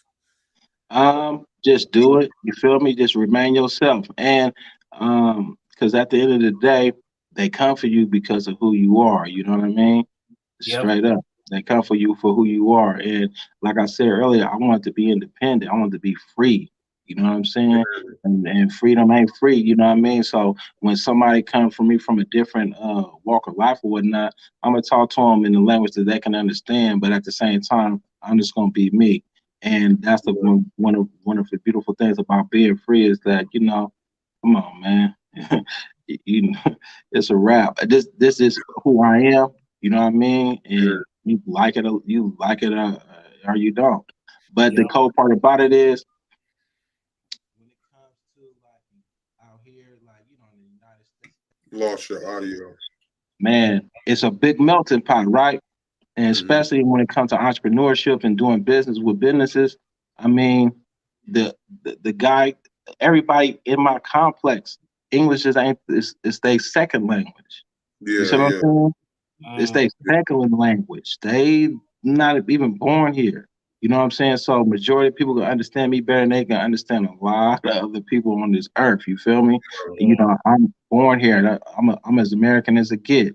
You know what I mean? I may speak with a different dialect, but you definitely know what it is. And a lot of times, you know, y'all try to imitate it, emulate it. You know what I mean? They try to pick that up. So yeah, you know, you just stay yourself. And when you're independent, you're a boss. You know, you can't help but do that. You know what I'm saying? Period point. Yeah, period point blank. And people, you know, and to be honest, if they come, cool. But I'm really talking to my people though. Yeah. You know what I mean? So I'm talking to those who can really understand and really who it really resonate with. You know what I mean? Anything extra, that's cool. But at the end of the day, I'm rocking with my people. I'm trying to inspire my people. I want to let them know, like, you ain't gotta, change your tone and all of that. You know what I mean? To make somebody else feel comfortable. You know what I mean? They better be bilingual. You feel me? They better get their bilingual on. You know what I mean? You better take pride in your hair. Just take pride in your dialect. Every area got it. You know what I mean? I lean into mine a little bit more. You know what I'm saying? That's why I'm independent. That's why I'm an entrepreneur, so I can. You know what I mean? I didn't want to have to get dressed up and go meeting somebody in the boardroom, and I got to change my tone of voice, and I got to talk a little light and try to, fit into their group, fit into their box. You know what I mean? I like to wear my pants the way I wear them. I like to dress the way I dress. You know what I mean? I like to talk with the squad that I talk with. I like to be who I am, and that right there, it comes with a fee. You know what I mean? I gotta hustle a little different. I gotta go a little harder. I gotta talk to my own people. You feel me? And anything extra, that's cool. You feel me? And when you can blow up and do your thing and still be you, oh man, you don't want. You know what I'm saying? You definitely don't want. You know what I'm saying? And has that ever caused a problem though? Like, has anybody just been like, "No, I ain't messing with them"? They ain't said it out loud. Yeah. You know what I mean? Yeah. If they said it, they just said it, when they left, like, oh, a little too this, a little too that. You feel me? And so, I wouldn't know because, it just said, nobody will ever say that. You know what I mean? They will come up with a different reason. And I'm pretty sure it has been times where that's been the case. You know what I mean? Because I ain't for everybody. You know what I mean? My company not for everybody. You feel me? It's just we a little bit more raw and uncut. And at the end of the day, when you are an entrepreneur, you got to pick who your demographic is, and you got to make your content based around that. You got to be able to hit your demographic with a bullseye arrow. If you make it a little too broad, you may not hit nobody. You may be a little bit to this, a little bit to that. At the end of the day, if you like a little bit of this, I got more of that for you. You know what I'm saying? If you don't, then you got to do it moving. It ain't gonna be a pleasant situation for neither one of us. You know what I'm saying? And so, and I know that when I got into this game, as far as on the doing the garment decoration side, I know how it feels to go to these different places and just try to get a quote. You know what I mean? Like just trying to be taken serious as a business person. And man, I just remember people don't even want to give me a quote. You feel me? It's like you got to walk into these different stores with your money out. Like, I got this right here. You don't understand what I'm saying, but you see what this is, right? Yeah. Oh, okay. You know what I'm talking about, right? Oh, okay. Now I got your attention. You feel me?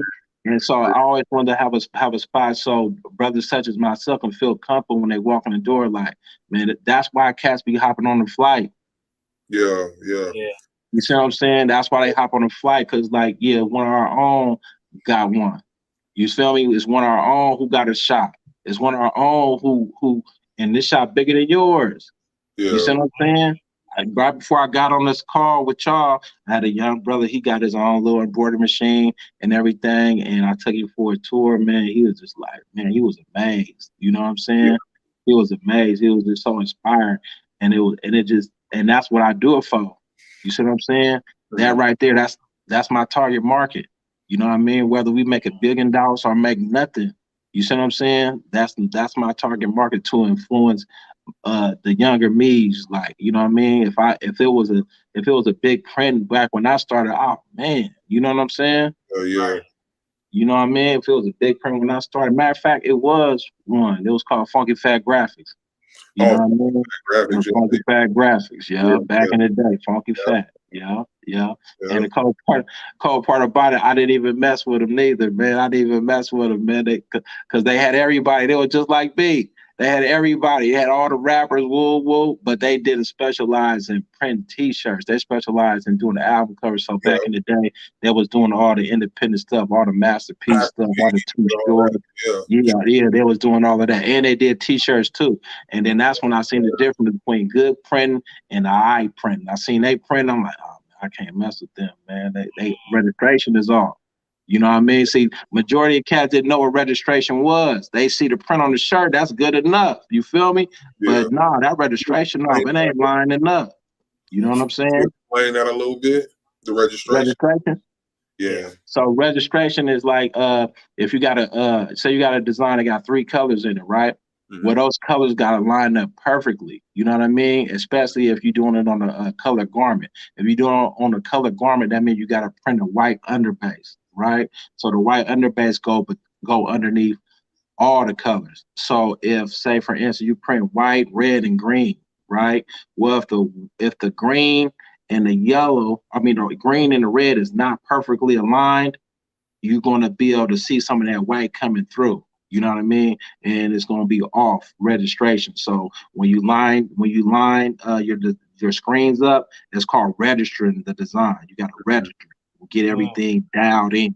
You know what I mean?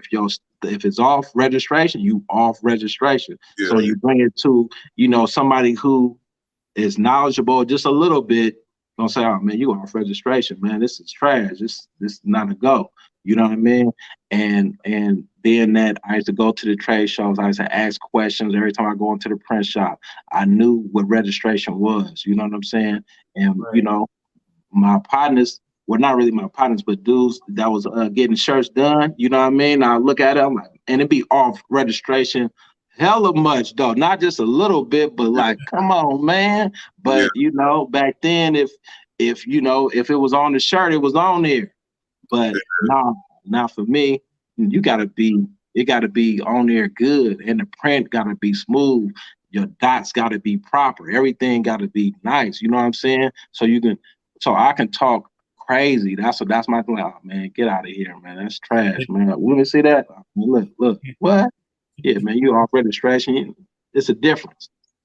And the customer may not know what it's called. They may not know, but they know that when they look at that, and they just feel a certain way. Like, this is nice. You know what I'm saying? That's all I can say. This is nice. Yeah, that means it's registered cool. The colors and everything is popping. All that equates to it being nice. You know what I mean? And the other stuff equates to being all right. You know what I mean? And back, like I say, when I started my brand, I'm doing 4 colors. You know what I mean? There's not no regular, man. If I had bought my t-shirt machine first, right, and then started doing designs, I'd have been doing a whole bunch of 1 colors. So that's the low hanging fruit. That would have been easy for me to accomplish. You know what I'm saying? But being that I started from the design aspect first, I want to have my designs popping, and then and I had a raw printer and let him figure it out. He never complained. He said, man, every time I get your jobs, it's like a challenge for me. You know what I mean? I was challenging his, you know what I mean? I was challenging him because I'm young. I don't care. I'm like, I want to see this. I want to see that. I want to see, you know what I mean? I want to see it all. And so he like, all right. And he'll go make it happen. Never complained to nothing. And then sometimes he's like, man, every time you bring me this artwork, it don't be right. I'll be having to set this up and do this and that. Woo, woo. I just know when it come out, it be dope. You know what I'm saying? And even back then, I used to go to the mall and look at the T-shirts. Like they used to have Miller's Outpost. I don't know if you remember Miller's Outpost, but it was like, it would be considered like a PacSun, right? And so, you go to PacSun, they got all them T-shirts like today, you go on to Tilly's or something like that. You see all them T-shirts on there, right? But back in the day, you had the companies like Fox Racing and O'Neill and all these surfer brands, not even skate brands, these were surfer brands. But the surfer brands, they all had the latest and greatest when it came to the special effects and screen printing. First time I ever seen high density printing. First time I ever seen like the full color process. First time you ever seen felt or flop print. You know what I mean? All the latest and the greatest print techniques. The white boys had it for sure. You know what I mean? And I used to go up there and study all of that. Like, oh, what is that? What is this? What is that? So then when I go to the ISS, be like, what is this? Oh yeah, that's high density. Oh, that's a gel clear. Oh, that's foil. That's puff print. That's the glow in the dark. You know what I mean? So, and they got all these different high densities. Back in the day, they had all these different additives that you put inside the ink. Like you got cork base and crack base and all these different bases to give you all these different effects. You know what I mean? Like in 2007 or 2006, that was the high time for special effects printing in the screen printing industry. That's when you have to use a whole bunch of capillary film. I know I'm talking about stuff y'all ain't never heard of before, but I'm telling you that. But I'm telling you, like the beautiful thing about this game is like it's always come full circle. So like right now, puff printing is real popular. You know what I mean? But that's been around since like forever. You know what I mean? Glow in the dark, pop it. But that's been around since forever. But it's new to a whole new generation. Well, I say a whole new class. So every year is a whole new freshman class coming in, and they don't know nothing about nothing that happened last year. You know what I mean? Or definitely don't know nothing about 4 years ago. You know what I mean? And so, you know, high density was popping back in the day, and you got to be a real screen printer to rock with that. You got to know about capillary films and the mesh and the certain inks, and man, you have to be like a scientist.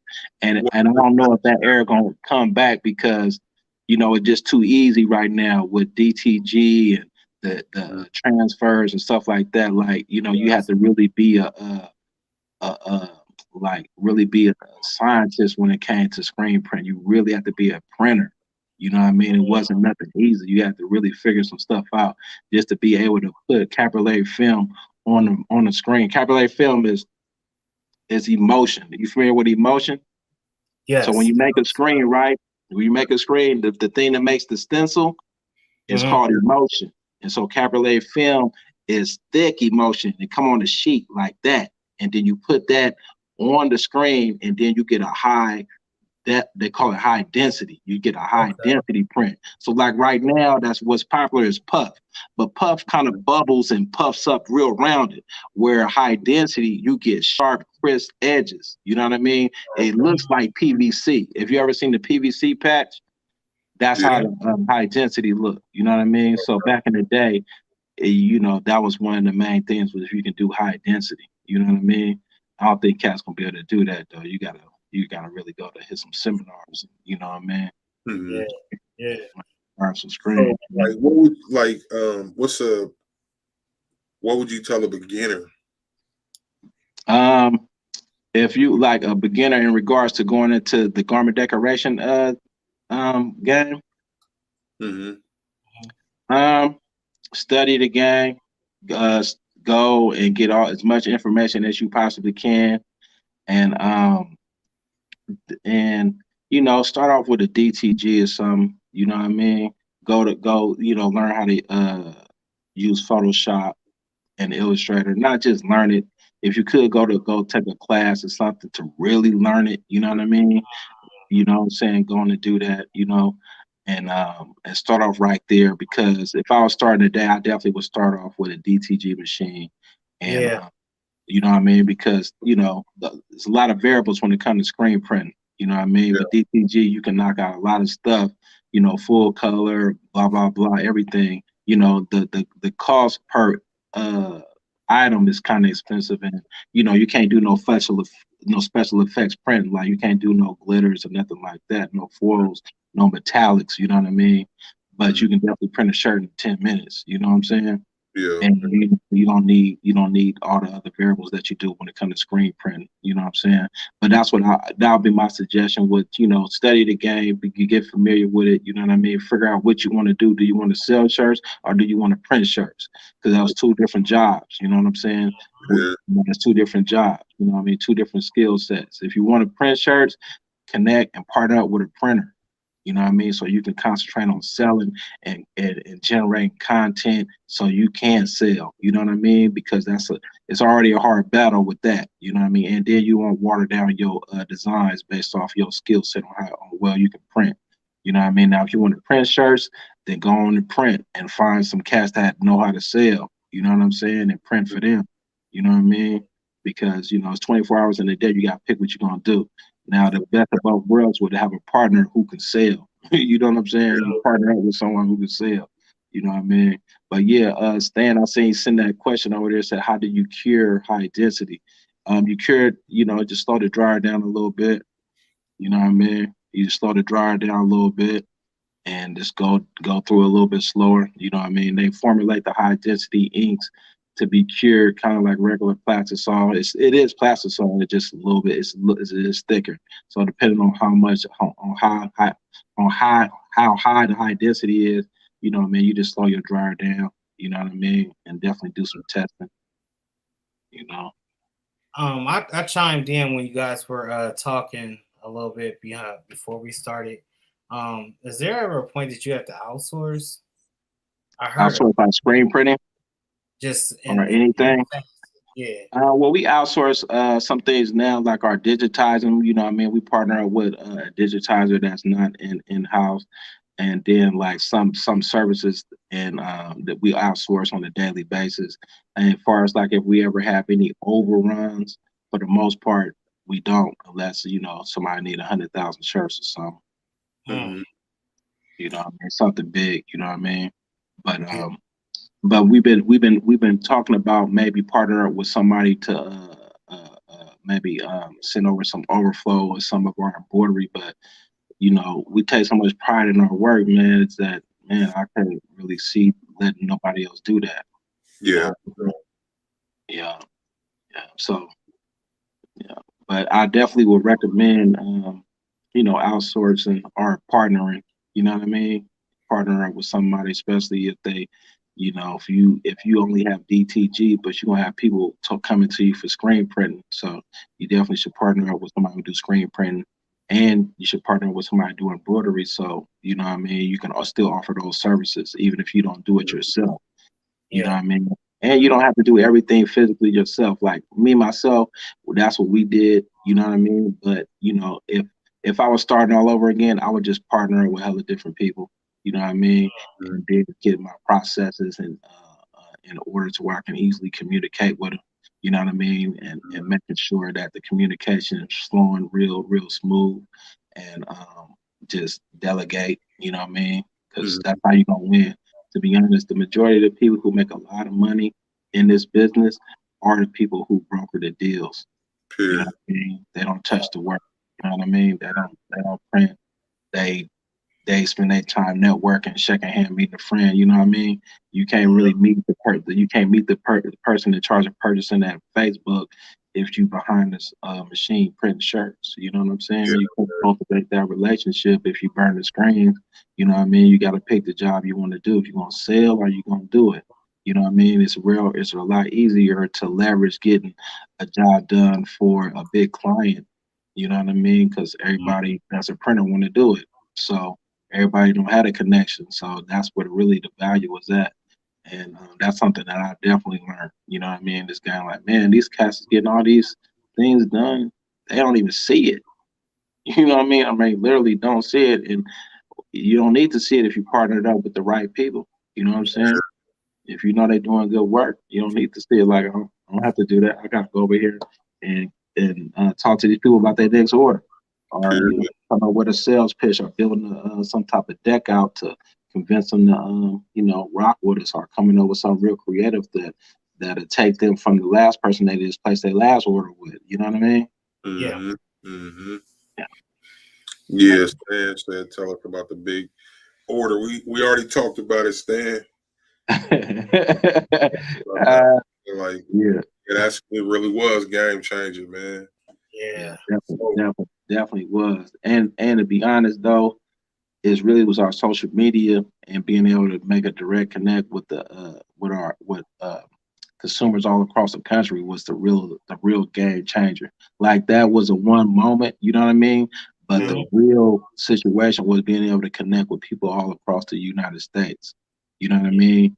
And making an impact and inspiring cats from in New Jersey and Atlanta. You know what I mean? Just all these years of being in this game and being able to, basically share your work and share your story with the up and coming cats. You know what I mean? It's really the thing. You know what I mean? Like the situation with the big order, that was a big moment and everything. But the biggest thing for me, man, is being able to connect and just just to show our people that we can be big in this game too. You know what I mean? Not saying that we hella big or nothing, because I know we ain't. You know what I mean? I done seen some big outfits. You know what I'm saying? I've been to Mexico and seen, man, some big operations. You know what I'm saying? When I bought my first automatic, I had to go to Mexico to go get it, and it was real big. I'm like, damn, they ain't playing the radio or nothing. You know what I mean? They ain't listening to no music, ain't no talking. They up in there working. I'm like, damn, this is cool. You know what I'm saying? They up there printing Walt Disney. They say, oh yeah, our customer, this is for Walmart and this is for woo woo. I'm like, damn, doing real business right on the other side of that border. You know what I mean? Yeah, man. But I mean, for what you've accomplished here at home is big. You know what I mean? Like, especially like the Chanel patches and all that stuff. If I'm not mistaken, you're one of the only people in the U.S. that offer that, right? Yeah. No, some other people out here. You know what I mean? They got some machines. You know what I'm saying? Like it's One Accord out there in Chicago. You know what I'm saying, brother? He got his Chanel machine. You got another cat out there. It's called Crazy Tees. You know what I'm saying? He out there. I think he in South Carolina or something like that. Yeah, but yeah, it's definitely other cats out there with Chanel machines. That's for sure. We just marketed heavy. You know what I'm saying? Yeah. We just marketed heavy, and we was doing it at a time where a lot of people wasn't. You feel me? Yeah, we was pushing it real tough. You know, real early on. Like right now, you go to the mall, it's filled with Chanel. You know what I mean? It's all the brands, everybody they Chanel'd out. You know what I mean? And it be tripping me out too. I'd be like, man, we influenced the game, man. We influenced the game. You know what I mean? And I be thinking that, but I'm like, man, did we really? You know what I'm saying? But yeah, we did. You know what I'm saying? Yeah, we did. But so now I'm just trying to push a line, not just with the Chanel, but mainly with the applique. You know what I'm saying? So like today, I went down to the little leather spot and got a whole not a whole bunch, but some some leathers. You know what I'm saying? And some suede stuff. You know what I mean? We finna launch our call it exotic patches. You know what I'm saying? So we finna come with the crocodile and you know what I'm saying, and the suede, the leathers, and all the different applications with that. You know what I mean? And also we got some other materials. You know what I'm saying? So we finna start doing more cut and sew applique patches. You know what I mean? Will you explain that process a little bit? Well, applique is basically it's an embroidery technique where you utilize fabric instead of stitches. You know what I'm saying?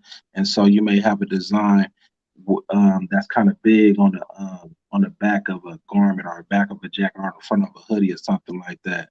And so instead of having all stitches, you incorporate fabric. So you could put denim in place of some stitches, and you can use twill, you can use flannel, you can use tie-dye, you can use the possibilities are limitless. So I like to rock with them leathers. You know what I'm saying? Yeah. Something that's gonna be real premium. You know what I'm saying? Now I don't know, who gonna want to afford it. You know what I mean? But again. Right. I don't want to do the regular. You know what I'm saying? Yeah. I want to do something. I want to take it up a notch. Like, okay, everybody doing Chanel. You feel me? We doing it. Yeah, we Chanel out, but now, you know what I mean? We finna rock with this leather. You know what I mean? You know what I mean? So we finna, step our game. Yeah, step our game up on that. You know what I mean? And so, like I said, when it comes to the apparel decoration, man, ain't nothing new under the sun. So applique is one of the oldest techniques when it comes to sewing. You know what I mean? Yeah. And so, he's basically cutting up some material and making the design out of it. You know what I mean? That's basically all the patch is. The patch is strictly applique. You putting some fabric down and you embroidering on it and around it, on top of it. You know what I mean? And so, yeah, that's pretty much it. So, we just gonna set that up for the next class. You know what I mean? The incoming class coming out. You know what I mean? So they're gonna be like, oh yeah, them cats before us had them Chanel patches. Now we over here with these suede. You know what I mean? Yeah. So just stepping it up a notch. Oh yeah, man, we got gators on mine, man. We ain't got that Chanel. We ain't doing that. You know what I mean? We doing this suede, though. You know what I mean? We gonna rock with this denim. You know what I'm saying? Yeah. So that's you always got to switch it up. You know what I'm saying? What was cool today automatically ain't gonna be cool tomorrow. That's just the way it is. You know what I'm saying? Your nephew ain't gonna want to dress like his uncle. You know what I mean? He gonna want to put his own twist on it.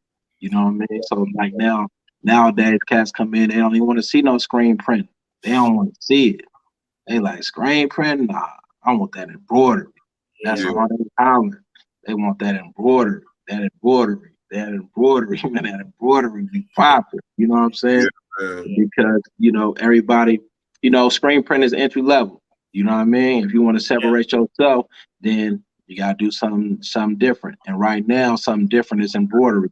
And I'm pretty sure in a minute it's gonna be screen print, because somebody gonna make screen print look fly, and they're gonna make some money with it, and they're gonna wake the game up again. You know what I'm saying? And it's just gonna be one big continuous circle. Somebody gonna do something with sublimation. I remember a few years ago, sublimation was the rage.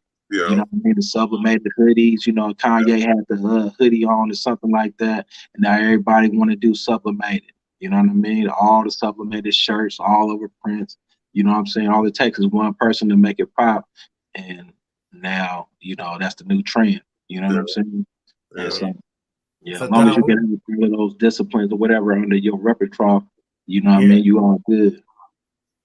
Dawaud, you did a lot, man, and you've been dropping gems since you came on. What's one thing that have you ever turned down a job? If somebody gave you something too complicated, and you just like, nah, I ain't touching that. Yeah. I had a we wasn't even a customer because we didn't do the job, but there's a guy, he came by, he brought me these shirts, man, and I just couldn't figure out how it was done.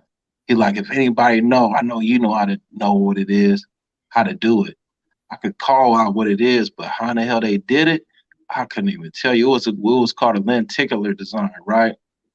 And man, I don't know if you're familiar with lenticular, but so they got machines that they print, but they got it's a lenticular design, right? Lenticular got these lines on it. You know what I mean? Just lines. If you look at it straight ahead, you see one thing, and then if you pull it at an angle, you see a totally different image. Oh yeah. You know what I'm saying?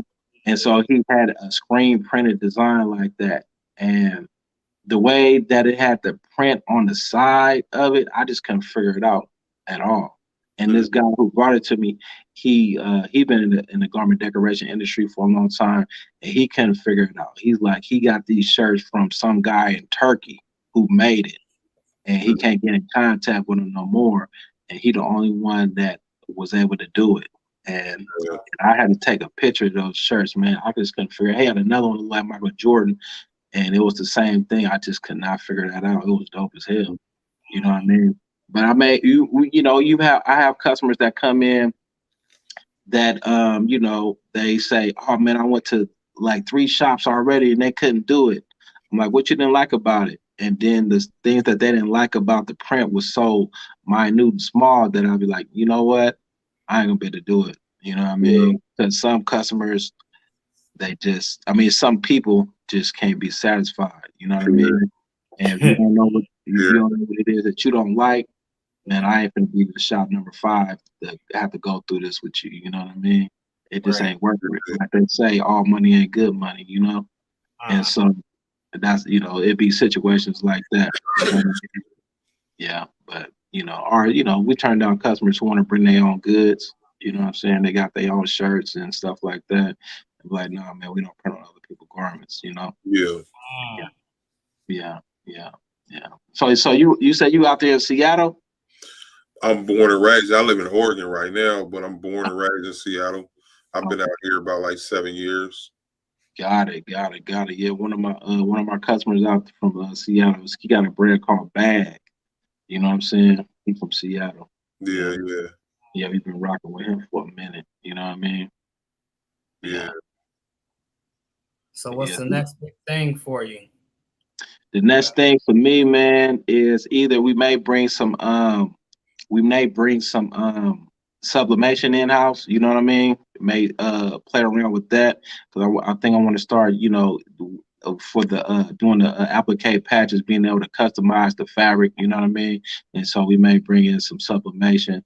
And then also I want to create a maker space. You know what I'm saying? I want to create a maker space from a fashion standpoint. You know what I mean? I want to have a site or a space where, you know, we have equipment in it, such as embroidery machine, DTG machine, screen print machine, lasering, you know, and just allow people to come and use the equipment, learn how to use it. And if they got projects that they know how to use the machine, they can take. If they don't know how to use the machine, they can take a class on how to use it. And once they get their skill set to a certain level, then they can use the machine on their own. You know what I mean? And so it's just a place where you can come and have access to equipment that you normally wouldn't. You know what I mean? And so you have a project like, oh, okay, I want to do some embroidery on whatever it is. You know what I mean? You got access to the embroidery machine. You got access to the laser machine. You got access to some screen printing, and you know, something like that. But yeah, that's what I've been thinking about. It's been on my mind real tough. You know what I mean? We need one out here. So have you ever did any like mentoring or like youngsters or anything like that? Not necessarily like, you know, I got my young mentee or whatever you would call it. No, I never did that. I think that'd be cool though. You know what I mean? Like, you know, if it's somebody come through and they want some information, you know, I definitely would take out some time to chop some game up with them, you know what I mean, and give my point of view. You know what I mean? But I haven't been in a situation where I was actually a mentor that I would say, you know, I had some people say, this is my mentor, you know what I mean? Yeah. But like somebody who, you know, we check in with each other every X amount of time and go over their situation and stuff like that. No, I think that'd be dope to be a part of. I wish I could do something like that. I probably need to give me a mentor, you know what I mean? Yeah, I feel it. I feel it. Yeah, somebody to chop it up with, you know what I mean? And, you know, give you some game, you know what I mean? If you can give somebody some game, you know what I mean? Excuse me. That'd be a good look, you know what I mean? I feel it. How you keeping your game sharp, you know what I mean? Because, you know, you got to give them some good game, you know what I mean? You got to go do some research, you know what I'm saying? Yeah, so, man. Yeah. That'd be cool. Ask if Bag got a store. Nah, he be jugging, you know, off the Instagram. You know what I'm saying? He be jugging off the gram. Yeah, but he be consistent though. He be consistent Bag. He definitely one of them brands, you know what I'm saying? Young dude out there, Seattle, you know what I'm saying, doing his thing. Yeah, it's a Stan, it's a spot out there. I can't think of the name, but I'll text you later. I'll find it out and text you later, a spot that you might want to check out there. In Seattle? Yeah, Stan's out there, or I think he's supposed to be going there or something. I know they got a store out there called That. They got a brand out there. You know what I'm saying? One of my other partners, Juju, that's his partner. But I know they be working with the dude Mitchie Slick a lot. You know what I'm saying? Yeah, but he got a store out there. And I think actually that might be the store I'm talking about too. Yeah, that right? I think that's a store I'm talking about. But I was going, yeah, I'll let you know for sure. Yeah, he be doing this thing. You know what I mean? They got a lot of different products and stuff. You know what I mean? Yeah, see, I was cool. I went out there once. You know what I'm saying? You know, I used to ride motorcycles. You know what I'm saying? So we roll out there on our motorcycles and chilled out. They got a club out there called Magic Wheels. They've been around my whole life. 45 Magic Wheels is known, black and orange. Black and orange, babe. Yeah. Yeah, we was out there hanging out with them. You know what I mean? Seattle remind me of San Francisco. You know what I'm saying? Looked like a small version of Frisco. I was out there, I'm like, man, the streets and everything look the same. The hills and all of that stuff downtown. Yeah, it was pretty cool though. It was real smooth. Yeah, a lot of people say that. Like, my city is definitely, it's a Bay Area influence all the way around, man. That's like our big cousin. Right. Always. Yeah, I know, like Styling and all of them just go out there with the music and everything. You know what I'm saying? Yeah. So, do you print for Jay Styling too? We do. We do some work with Styling. You know what I'm saying? We do like all his beanies and snapbacks and stuff like that. I don't know where he get his other screen printing stuff done that though, but yeah, styling, been rocking with styling for some years. Yeah. Yeah, that's dope, man. Yeah, he got a store out there in I think in Kansas City now too. Oh, really? Yeah. So the Bay got a relationship with Kansas City, just like we got a relationship with Seattle. Yeah. And in Portland too. Portland, yeah. You did Bel Air for Will Smith. Nah. I wish I'd have been big. I just put him on the page that time because he was looked like he was printing shirts. You know what I'm saying? Where he was grabbing the logo and put it on the shirt. I was like, oh man, it's our new employee. You know what I'm saying? So no. We didn't actually do no work with him or nothing like that. I just put that post on there. I just thought that was a dope little post he did. You know, Will Smith becoming real creative with his posts. You know what I mean? Like that was right there in my alley. So I said, oh man, I'm finna post this one. You know what I mean? Yeah, I thought it was dope. But now we didn't do no work with it, not yet at least. You know. So how many employees do you have actually? You saw how many employees? Yeah. It fluctuates all the time, but right now we have like maybe about 17, 18. Hell yeah. Yeah. Wow. Yeah, 17, 18. So, it fluctuates. Sometimes it's up, sometimes it's low. Right now we low, you know what I mean? It's that time of the year, you know what I'm saying? But people come and go. So, you know what I mean? It's time for us to rebuild, you know what I'm saying, get some more employees up in here, you know what I mean? Need a couple of customer service reps, you know what I'm saying? And some people on the tables, you know what I'm saying? Yeah. So we've been running a few ads and doing a couple of interviews and everything. So that's one thing about business, you know what I mean? You gotta always be looking for customers and always gotta be looking for human resources. You know what I'm saying? So, yeah, you're always in the process or always in the process of trying to sell your company to either talent or customers. You know what I'm saying? Period. So, yeah. A lot of people don't seem to like they want to work anymore since this pandemic, though. It's like they just took a long vacation on once they locked us down, Yeah, it's hard, once that hamster wheel stop, it's kind of hard to want to jump back on it, you know what I mean? Yeah. Especially when you had a nice incentive not to, you know what I'm saying? And so, but it's still some people out there want to work. That's why I think the makerspace would be a great look for those who don't want to work, but at the same time, you know what I mean? You want to start your own business, you know what I mean? Because right now, with the way social media and everything is pumping, man, you got an audience that you can reach at all times. And if you can build up enough of a little platform, you can sell them anything. You know what I mean?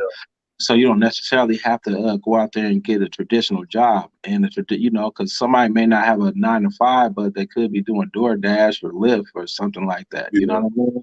And still making some money. You know what I mean? OnlyFans. You know what I mean? Ain't no telling. So it's so many different ways to get paid right now. The traditional ways necessarily it's not so it's not so desired. You know what I mean? And so you gotta let people work for themselves. You know what I'm saying?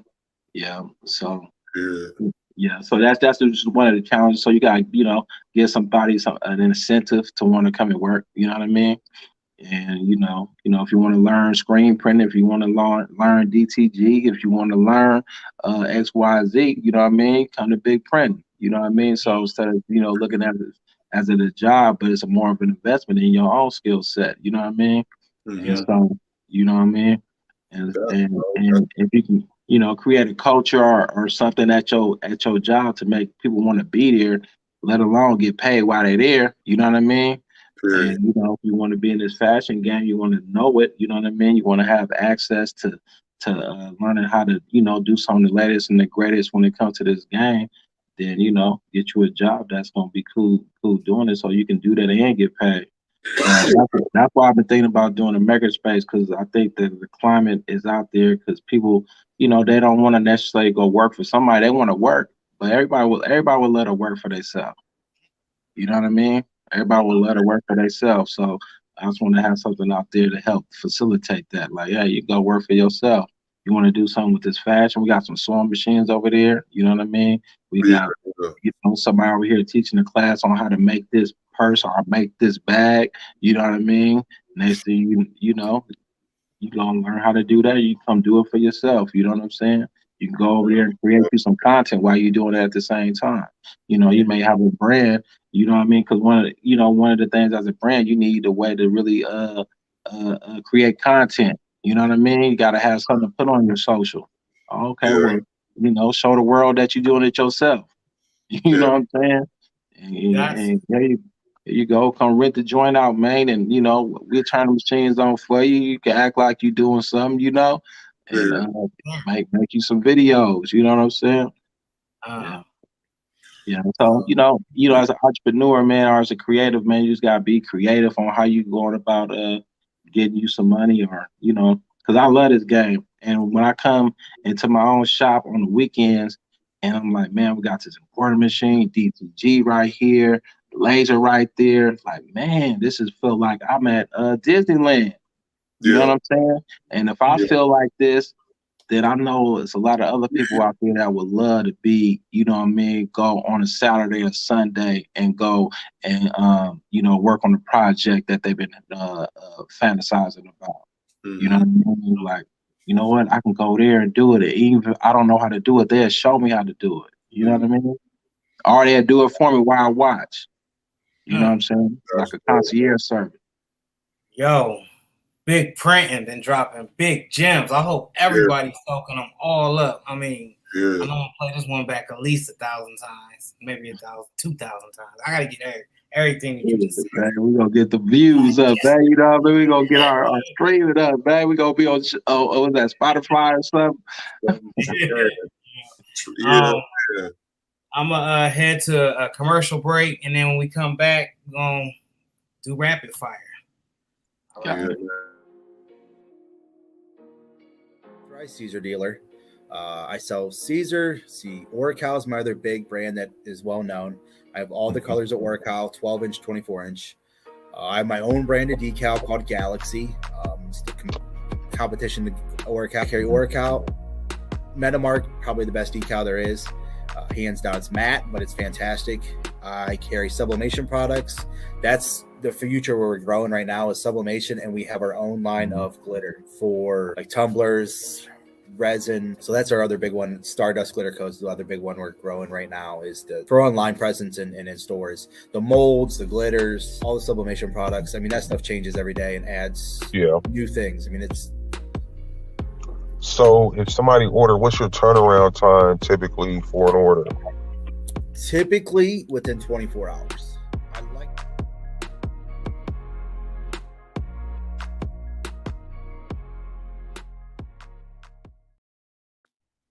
Welcome back, y'all. We're here with Big Printing, aka withDawaud Muhammad. I've been trying to make sure that I pronunciate that right. Hopefully it's coming out the way it's supposed to. Good. So we're gonna do rapid fire. I'm not sure if you're familiar with the show. Rapid fire is I ask you 4 or 5 questions you can answer to the best of your capabilities. You ready? Let's do it. Let's do it. All right. So y'all might not know. Some of y'all might know the versus battle tonight.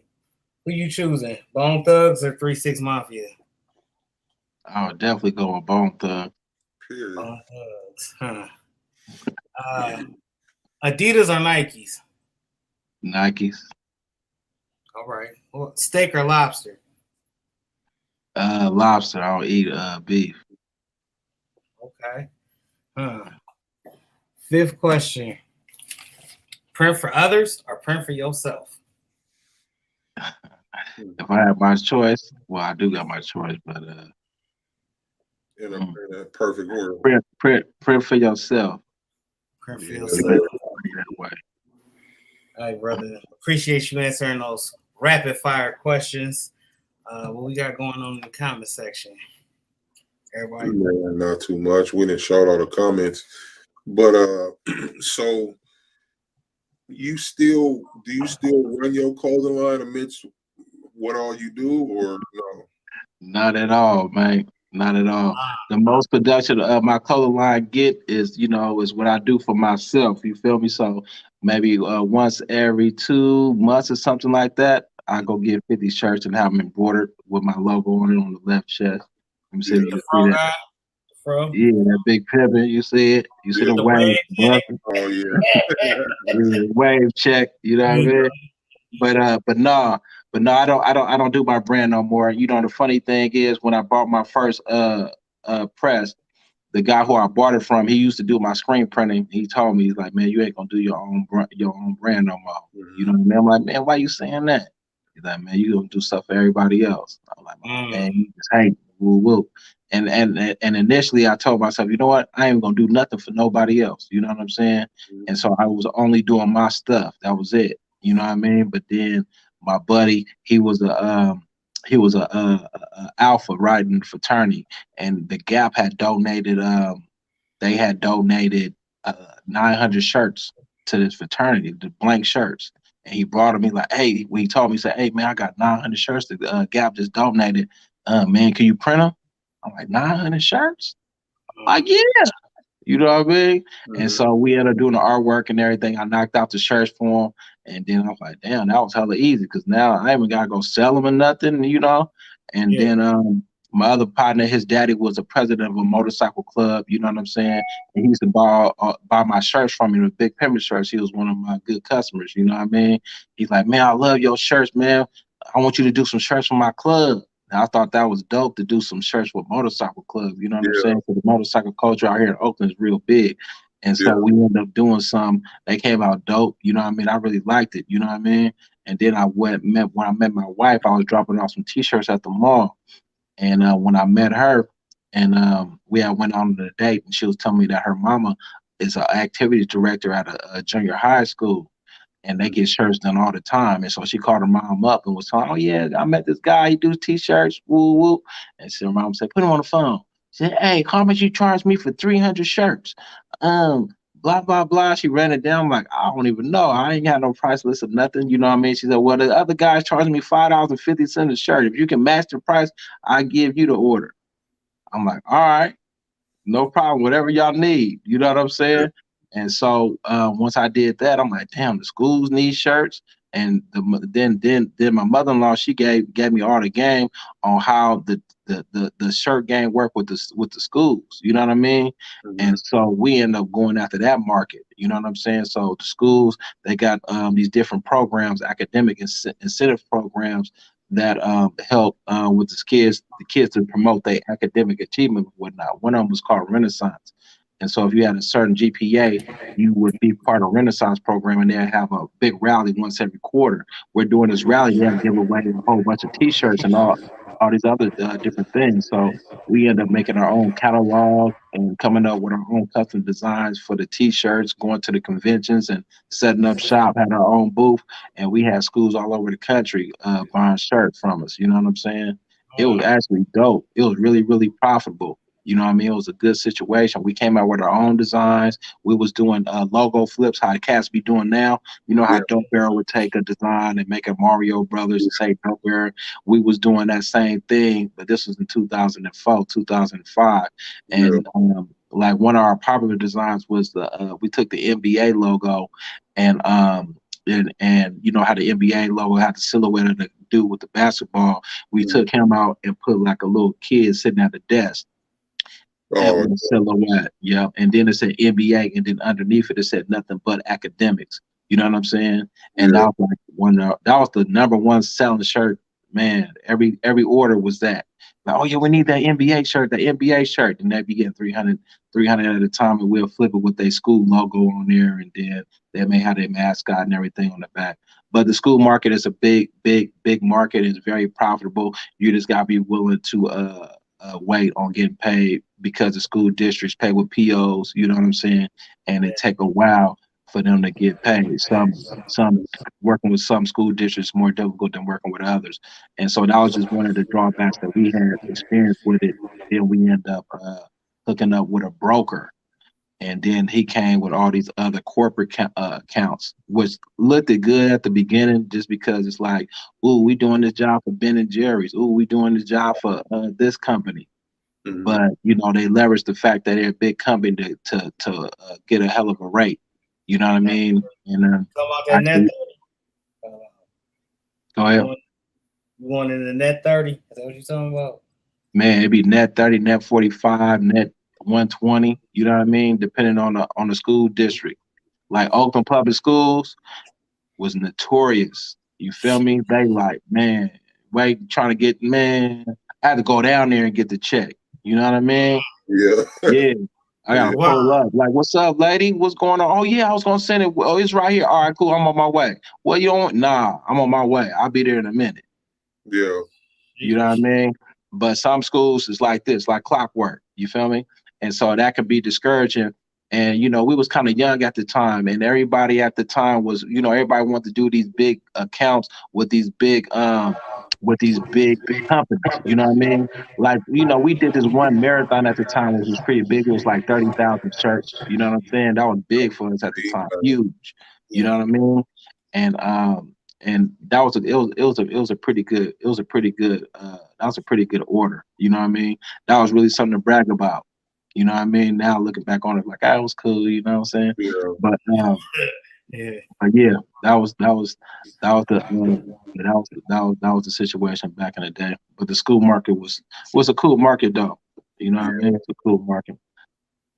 So y'all just mentioned that, you mentioned net 30, net 45, and that is, you got to wait that many days before your check come, right? Yeah, hopefully. You know what I mean? Depending on who you're rocking with. Yeah. But we killed that. Like, it was a wrap. You know what I mean? It just, you know, that slower progress. You know what I mean? Yeah. And so it's like you financing this big company or whatever, but that's what you got to do to, you know, get those customers, because that's the structure on how they set up. You know what I mean? And that was something that it just slowed up progress, man. It's like you put forth all this money, and if you don't have established credit with your vendors or suppliers, then you really you know, putting a lot of money out there. But they're going to pay. It's just when they're going to pay. You know what I mean? And I think it's great to have maybe a mix of a little bit of all of that. You know what I mean? You know, and because they definitely gonna pay, and they pay a premium. You know what I'm saying?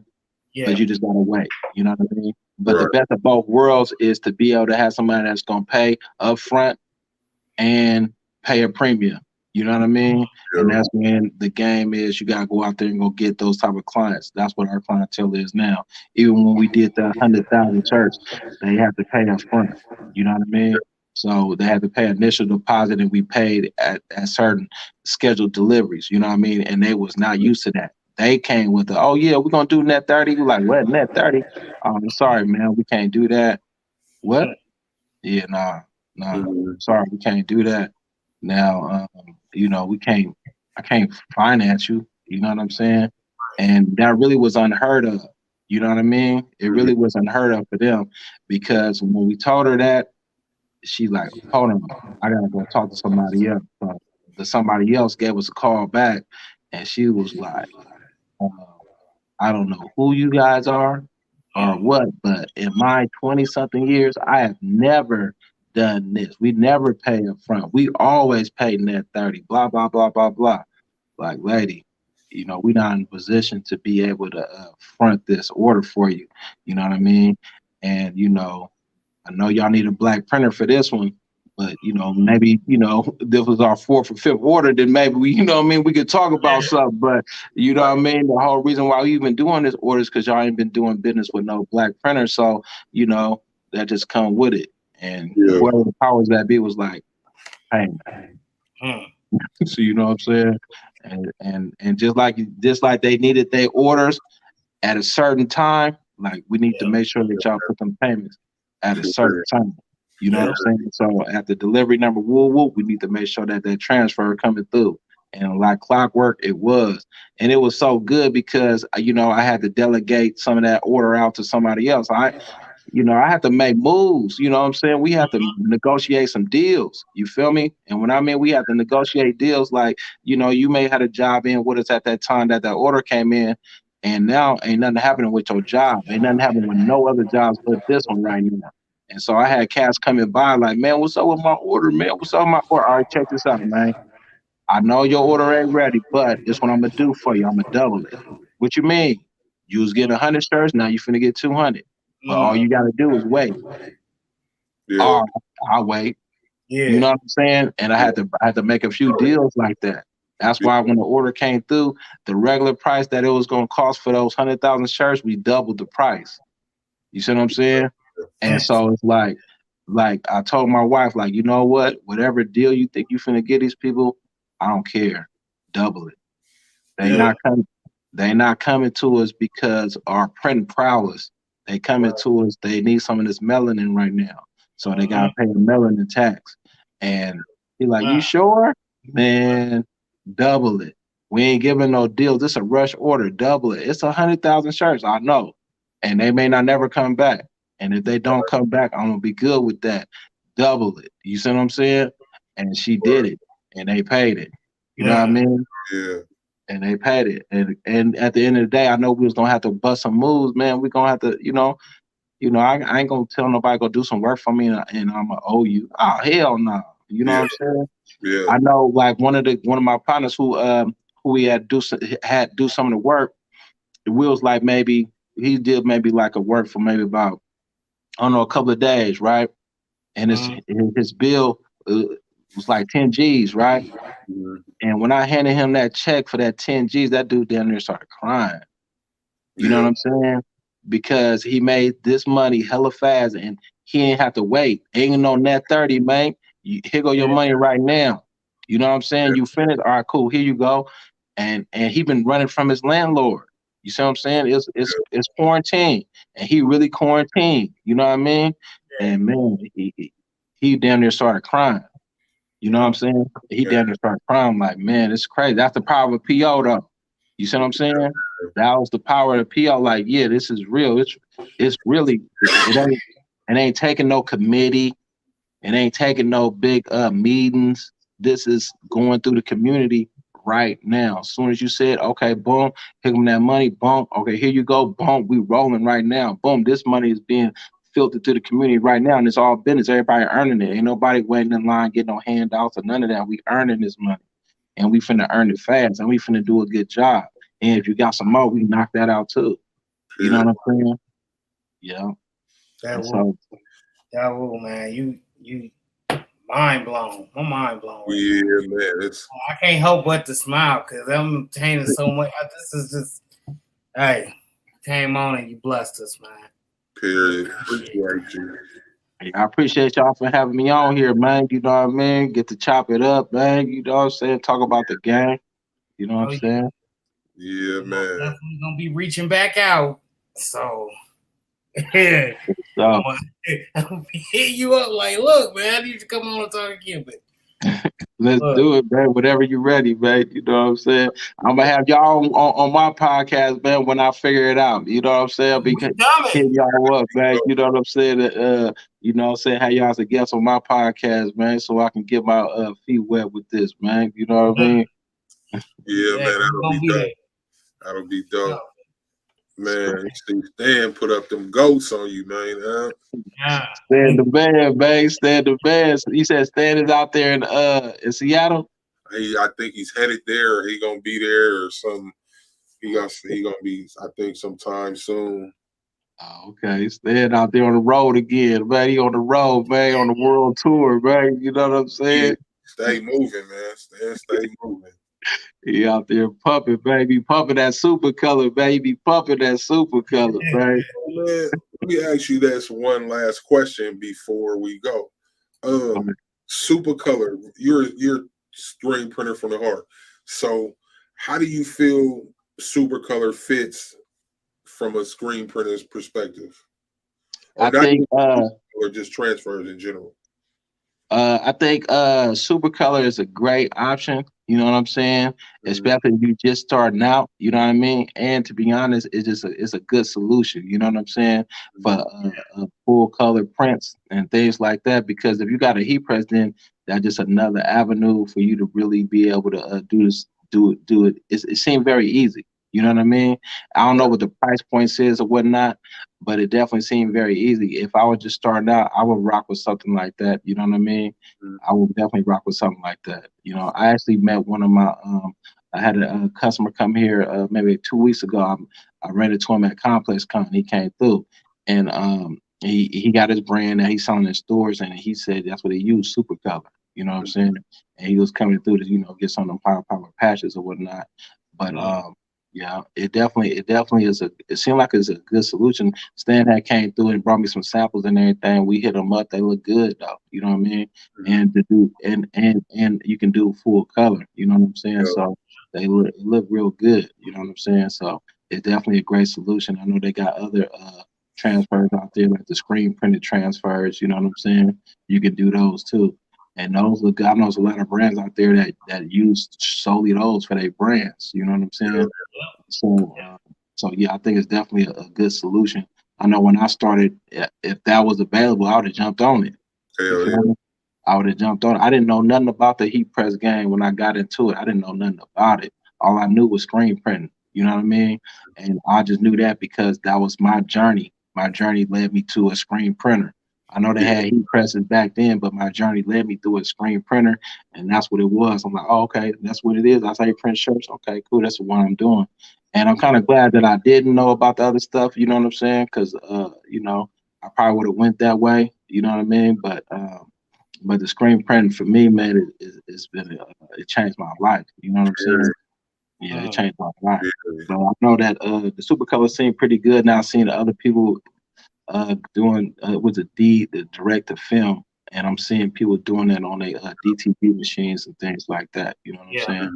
So I seen like 1 or 2 YouTube videos on it. It looked pretty cool. You know what I'm saying? And being that I got a DTG machine, I need to try to figure it out. You know what I mean? It's like it'd be a great solution to doing labels on the inside neck labels. You know what I'm saying? I think it'd be a good solution for that. You know what I mean? Couple of our guests, come on and talk about that. They use it for neck labels. I think Joe was telling us about that, wasn't he? Several people. I mean, it's definitely a great solution for that. Period. Right. And you know, it seemed like it's pretty cool. You know what I'm saying? It seemed like it's pretty cool, and that's just where the game is at. You know what I mean? That's where the game is at. It's always new techniques and always new this coming out, and it's a great thing. You know what I mean? That's why you got to know about all of it. You know what I mean? You got to know about all of it, and don't be closed-minded about none of it. You know what I mean? Like, you know, I ain't gonna lie, I was real closed-minded for the vinyl stuff. I was real closed-minded. I was like, so I'm screen printing, man. We don't do no vinyl. You know what I'm saying? And I didn't know how big vinyl was until we went to Magic, and man, whew. They be pumping that vinyl, man. Everybody came by the booth like, man, this heat pressable? Can you do these? Can you heat press it? I'm like, no, you can't heat press it. But there, I wish you could. Everybody asking for it, you know what I'm saying? Because they was asking for it, especially for the Chanel patches. But you know, the Chanel patches, at least ours, is not a good scenario for heat press because it flattens the image and it don't look cool. You know what I'm saying? But yeah, that's a beautiful thing about our industry, man. There's so many different ways to do it. You know what I mean? You can be embroidery, screen printing, heat press, vinyl, airbrush. You know what I mean? It's customizing, custom painting. You know what I'm saying? There's so many different ways to decorate a garment. You know what I mean? Everybody believe that they fashion experts since everybody been dressing themselves since they was a kid. They think they know how to put something together. You know what I mean? I was like, man, you know, it's one thing, man, to pick out a nice outfit, man. It's a whole other thing to make it, man. You know what I mean?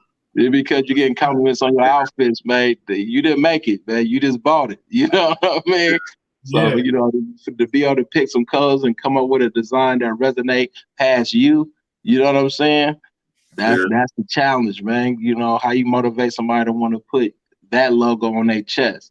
You know what I mean? People pick logos on it, put logos on their chest so that you know, they're making a fashion statement. You know what I mean?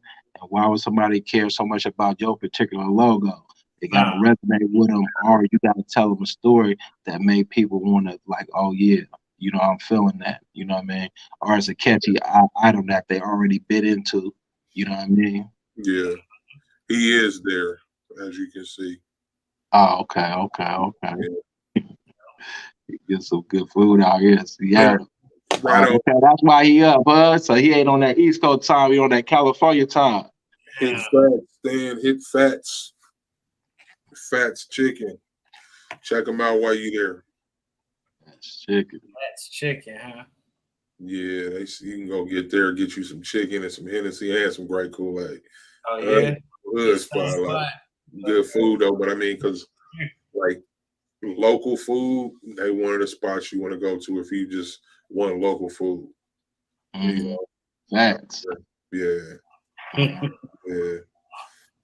But man, we've been on here 2.5 plus or something like that. It don't even seem like that. Nah, it didn't. No, it didn't. Yeah, we up here fellowshipping, man. You know. He said he already done been to Fats. Yeah, man. Fidel, what's up? How you doing tonight? He said, I don't sleep, hustle through all time zones.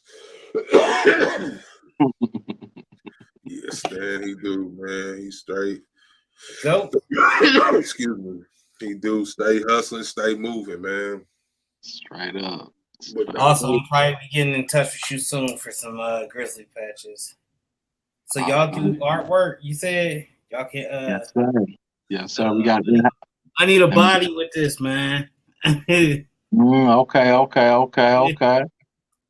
Yeah, man. We are bringing to life, man. You know what I'm saying? We're bringing to life. You know. Yeah.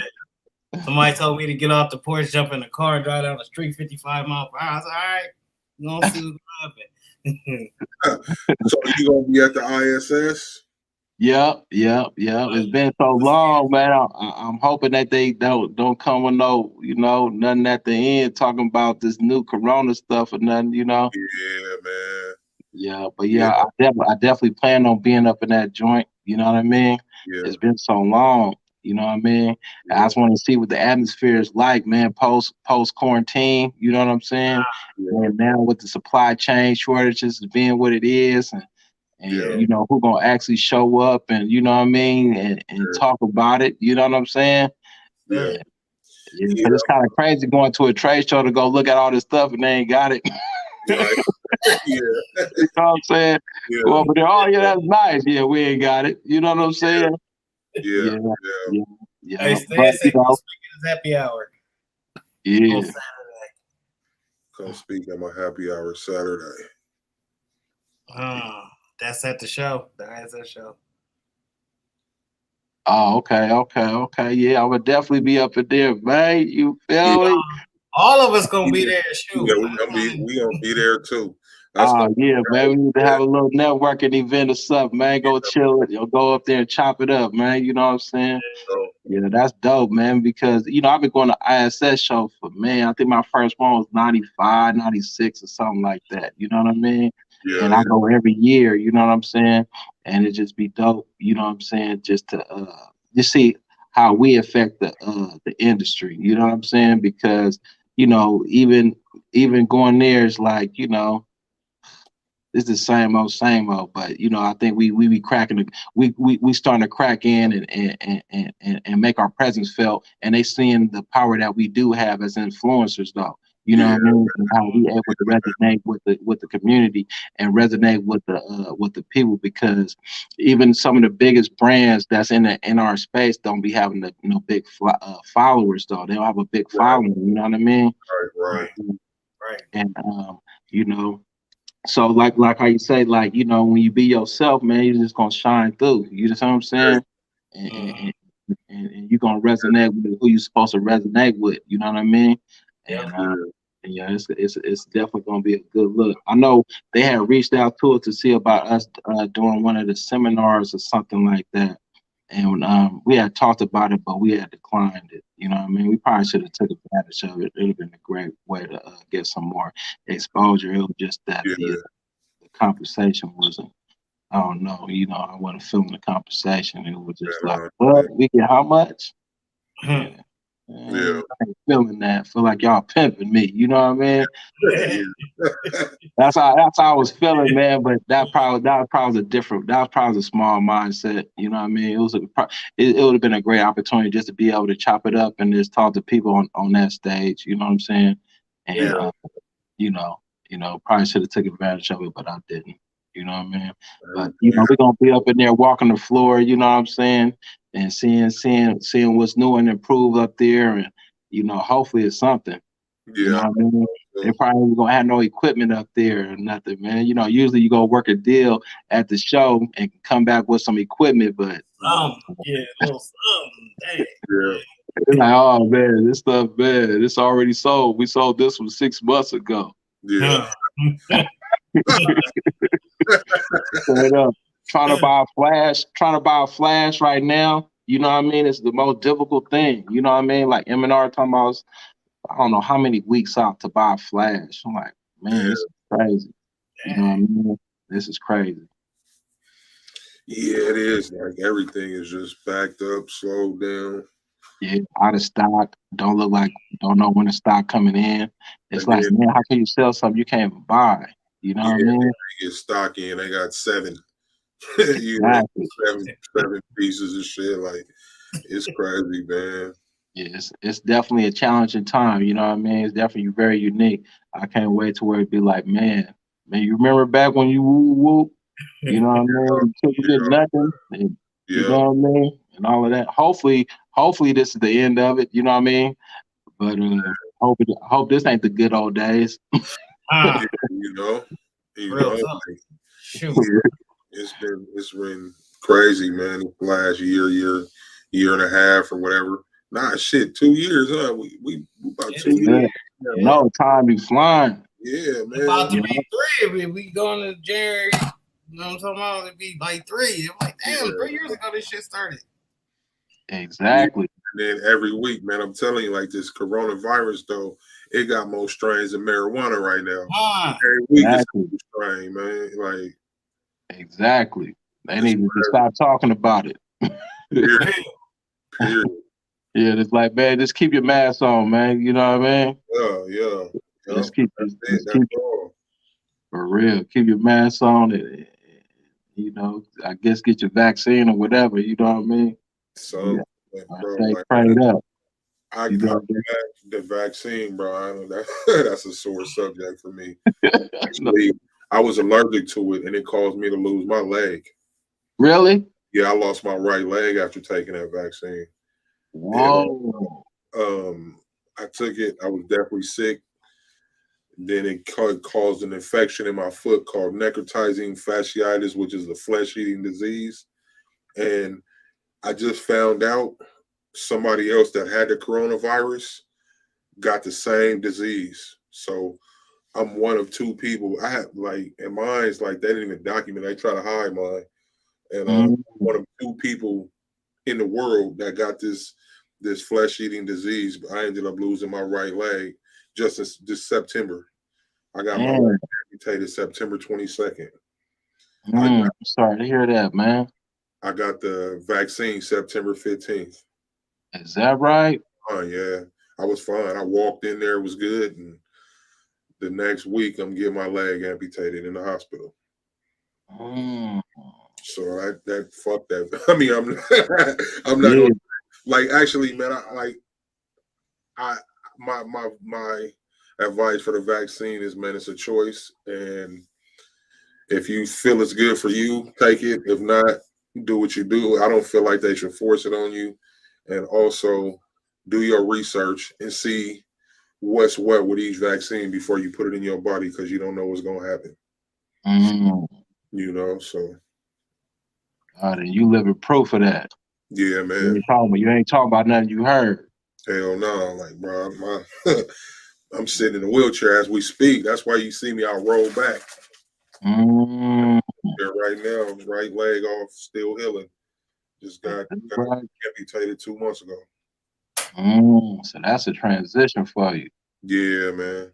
Definitely. Got it. Well, you definitely good spirits, man. Shoot. Yeah, you definitely good spirits, man. You definitely good spirits. Shit.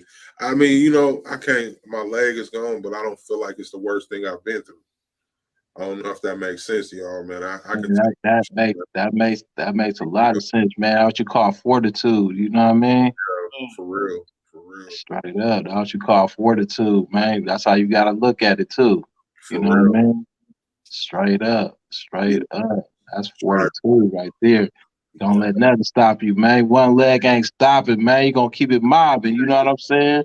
Gonna figure it out, you know what I'm saying? Yeah. I try to keep it moving, man. Like I tried to come on a podcast while I was in the hospital the day I got amputated, but then they got sad on me. I had to go. You know, my brother and them got sad. I had to move. And I didn't want to cry on TV.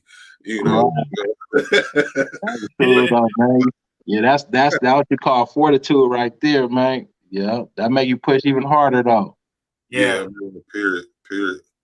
So you know, it's that vaccine, man. Like to each his own on that. Right. But like I don't know. I don't want to talk about that no more. I be getting emotional about that shit sometime, man, because I don't even know how to explain. I don't even know how to explain my feelings. I just know that I got to keep moving regardless. Right. You see my heat press right here, man. I get up on my heat press and grab, you know, lock my brakes and climb up and hold on to my heat press while I'm heat pressing and get my work done. You know what I mean? And like it's like he said, look at Stan. Probably online. And nothing wrong with it. Ain't nothing wrong with. I agree, ain't nothing wrong with crying, man. But I just like it's weird, like on that, like as men, we do feel like it's something wrong. Ain't shit wrong with it, man. It's cleansing. But it's just like when I want to cry, I can't cry, and then when I don't want to cry, then I get emotional and shit. Eyes be tearing up and all that. You know what I mean? So it is what it is. Ain't nothing wrong with it, man. That's just passion. You know what I mean? That's passion in liquid form. You know what I mean? Straight up. Passion in liquid form. Passion in liquid form. That's the best way to put it too. I like it. Straight up, man. That's all it is. Liquefied passion, man. You know, you be filled with it. It start coming out your pores, man. Coming out your eyes, man. You know what I mean? It be coming. Period. So, straight up. Ain't nothing wrong with it, man. It happens to the best of us, man. You know what I'm saying? If you don't cry, then you ain't alive. You know what I'm saying? Period. Yeah. Straight up. You ain't felt nothing. Like, you know, tears ain't just of sadness. It'd be tears of joy, like for real. Like when you say I was crying on that live, it was like, because that's how I was feeling like. You know what I mean? It was just real passionate. You know what I mean? Yeah, I feel it, man. I feel it. Like I'll get there. Like now, I'm getting emotional. My eyes is welling up and shit. Just thinking about it because I don't know. I don't know if I have an anger for what I've been through or what. I don't know. Mm-hmm. And I don't know. It's like I don't know. I don't know how to explain it. But it's your journey, man. It's your testimony. Period. You know what I mean? Straight up. That's what it is. It's a transition. You gotta work through it. You know what I mean? Because at the end of the day, it is what it is. You gotta figure out a way just to deal with it. You know what I mean? And you're gonna have those emotions. It's gonna be ups and downs. It's gonna be slow and fast. You know what I mean? But you definitely got that. You definitely got that fortitude. You know what I'm saying?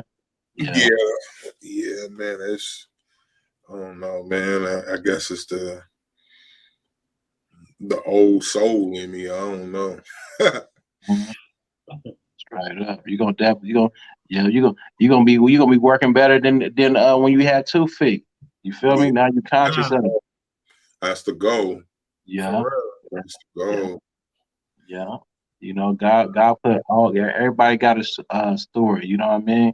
And everybody got a journey that they got to go through, and nobody know what it is. You know what I'm saying? Yeah, straight up. I know one of my buddies, he just got out of a coma. You know what I mean? He was under for like 3 months. You know what I'm saying? And you know, I thought I was over with for him for real, and they told me it was. You know what I mean? But that nigga battled back, like really battled back, like he's on battle back mode. You know what I'm saying? Man, you just went to the abyss. And I talked to him 2 days ago. You know what I mean? He up there asking for a deal. I just started laughing. Yeah. You know what I'm saying? Like, nigga, yeah, you back. Yeah, man, you back, man. Yeah. I was just laughing because I didn't, I thought I would never really talk to him again. You know what I mean? Like, he was on life support. They said that if they did whatever procedure was they was gonna have to do, he was gonna die instantly because his lungs was so brittle. Damn. You know what I mean? He had corona. You know what I'm saying? The Delta variant. You know what I'm saying? And so it was just all bad for him. You know what I'm saying? But he battled back. Like, battled back. And nigga, he pumping. And, orchestrating his world from the house. You know what I'm saying? Then had like 2-3 orders already and orchestrating it from the house. Big bundles. You know what I mean? Like he in over 100-something stores all over the U.S. You know what I'm saying? Still getting all of those things situated. You know what I'm saying? Right. And it's like, yeah. You never know. God got a plan. You know what I'm saying? Straight up. It just, it's just your testimony. It's your story. It is what it is. You feel me? Yeah, and I'm blessed to have a platform to talk about it. So. And be strong enough to still be on it. And you know what I mean? Yeah. The average person would have tapped out, used that as an excuse. Yeah. You feel me? I can't do, man. I have my moments where I be like, man, fuck this shit, but I gotta keep it pushing, keep it moving, man. Straight up. And people and that can be your like your sanctuary, just to be able to chop it up about it. You feel me? Just be able that's a part of your story. That's your DNA. It's very unique. Yeah. You know what I'm saying? Straight up, it's very unique. The average person would have definitely tapped out. I mean, there's reason to tap out without that, but with that, you know what I'm saying? Man, average person would have been tapped out. That's why when you said that, I'm like, man, you got fortitude. Yeah. Straight up. That's fortitude. That's nothing but 100% fortitude right there. You know what I mean? And it's still new. So yeah, you're gonna be good. You know what I mean? Sure. Yeah, and then like you spoke on your wife, man. I got a loving wife, man, that supports me. Like if I walked in here and said, baby, I want to be a fireman, she gonna go buy the hat. You know what I'm talking about in the hats, man. Like, she down 10 toes for sure. Like that. That's a blessing. A lot of cats don't know what that feels like. Period. And that's one of God's tools. You know what I'm saying? It's the woman, and you get the right woman. You know what I mean? Not just anyone, and one that you could sit there and conversate with and tell your dreams to, and y'all can bounce back and bounce back and bounce back off each other, and have a mastermind meeting. You know what I mean? And actually have that grow like so when we was going through the last year, we ended up expanding, right? You know what I mean? So we got the unit next door. And the funny thing was like at the time when it was going down, when we had that big order, right? To have that many shirts, our facility was not big enough for that, right? So we had 5,000 square feet. It was not big enough for that. And so we had to, do the logistics thing. We're getting like 5 pallets today. And then we also have to coordinate that with the shipment. So we got 5 pallets coming. We got 5 pallets inside that's currently in production. And we got another 5 pallets that need to be shipped out. So all of that take a lot of coordinating. You know what I mean? Because we can't take in too much. We just can't. We ain't got enough room for it. And just so happened that one of my neighbors down the way was I used to buy my bags from her. She imported bags from China. That was her thing, right? She was a Chinese lady. And I went down there to go holler about getting some bags. And when I went down there, I was asking about the bags. She's like, okay, well, I'm closing down my business. I'm going out of business because Trump and them had put the what was that? The tariffs on the Chinese, like it was hella money. And she couldn't handle it. I'm like, really? She said, yeah. So, I'm gonna be gone. I'm like, damn. So then I asked her, can I rent some of her spot out so I can use it to store some of the pallets because we had no room. And that's when she was telling me that she was leaving. And so she had to talk to her husband to see if it was all good. Cause she's like, you're gonna need a key, right? I'm like, yeah. So just let me talk to my husband. So she went and talked to her husband. They came over and hollered at me and was like, you know what? You can have the spot. It's all good. I'm like, okay, but you gotta be out in 2 weeks because I'm gone. You know what I mean? Yeah. I'm like, cool. I'm like, all right, great. And she gave me the key. I'm like, all right, how much I owe you? She's like, you don't owe me nothing. It's all good. I'm like, come on, I gotta be able to pay you something. She's like, you don't owe me nothing. Right? She's like, you a good guy, blah, blah, blah. So she gave me the key to the joint. And this was like 2 doors down. I'm like, damn. And then there was like a rush just shot through me, like, damn, now we got 10,000 square feet. Yeah. You feel me? We got this big ass order. This lady going out. She got an empty warehouse. We got 10,000 square feet. I'm like, whoa, now we can really get this done and it can be comfortable because, man, we were swimming in shirts in the shop and everything. And so later on that night, I was talking to my wife and I was telling you know, we got the spot next door. She gave it to me for 2 weeks. I'm like, shit, we gonna working for 2 weeks. You know what I mean? And she was like, man. But then I was telling her, well, maybe we should get the spot. You know what I mean? She's like, "Ooh, you know, but you know it'd be cool if we had the spot right next door." I'm like, "Oh, yeah, that would be cool." We would just chop it up about how cool that would be. And then the next day, I go and I'm out there hollering at my other neighbor over here. It's my partner Don. He got a gym across the way. I'm chopping it up with him. He like, "Hey, Dawoud, you got the spot right there?" He's like, "You gonna get it?" I'm like, "I don't know, maybe, but I really want that one next door." And the dude next door, he sell mattresses, right? That's what's his thing. And so I went over there to go holler at him. You know, I was like, you know what? I'm gonna holler at him.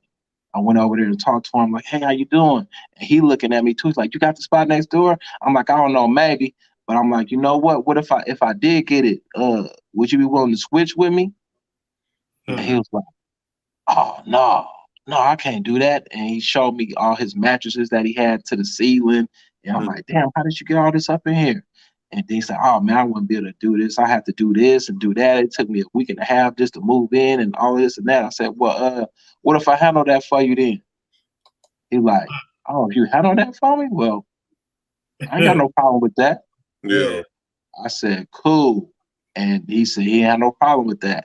Now handling that for him, I didn't know what I was just talking. I didn't know what that meant. I was willing to pay whatever, but I didn't know what handle it, you know what I mean, meant. And just sure enough, that the Chinese lady, she had a forklift over there, right? And she was in the process of trying to sell it, and whoever she was selling it to, the dude didn't want to buy it because it was acting funny at the time. Dude can't test drove it. So I was looking at her like, hey, what's going on with the forklift? She said, I don't know. It's just not working. They never do that before. Blah, blah, blah, blah, blah. She said, you want to buy it? I sell it to you. I bring it to the mechanic and, you know, he fix it and I sell it to you. Okay, no problem. So she ended up selling me the forklift. I gave her like $1,400 or something for the forklift. And that was all the help the dude needed. You feel me? That was it. Because when he moved in over there, he did it by hand with a pallet jack. You know what I mean? And it took him forever. But that forklift, man, he was rolling. You know, I got a video on my IG when he was rolling on the forklift doing the moving the stuff over. You know what I mean? And so that only help he needed was just that forklift. You feel me? Yeah. And like $400 because he went and got some Mexicans from Home Depot. You know what I'm saying? And that was it. That was it. You feel me? And it was God's plan. It was just me and my wife just chopping it up and dreaming together. And you know, and me going over there asking them, like, you know what? Can I get that? All right, cool. What if I just handle that for you? You know what I mean? And just speaking on it like, all right. And he said, no problem. Like, boom, cool. And then what it turned out is that he went over there to the Chinese lady spot. He seen it. He liked it better. You feel me?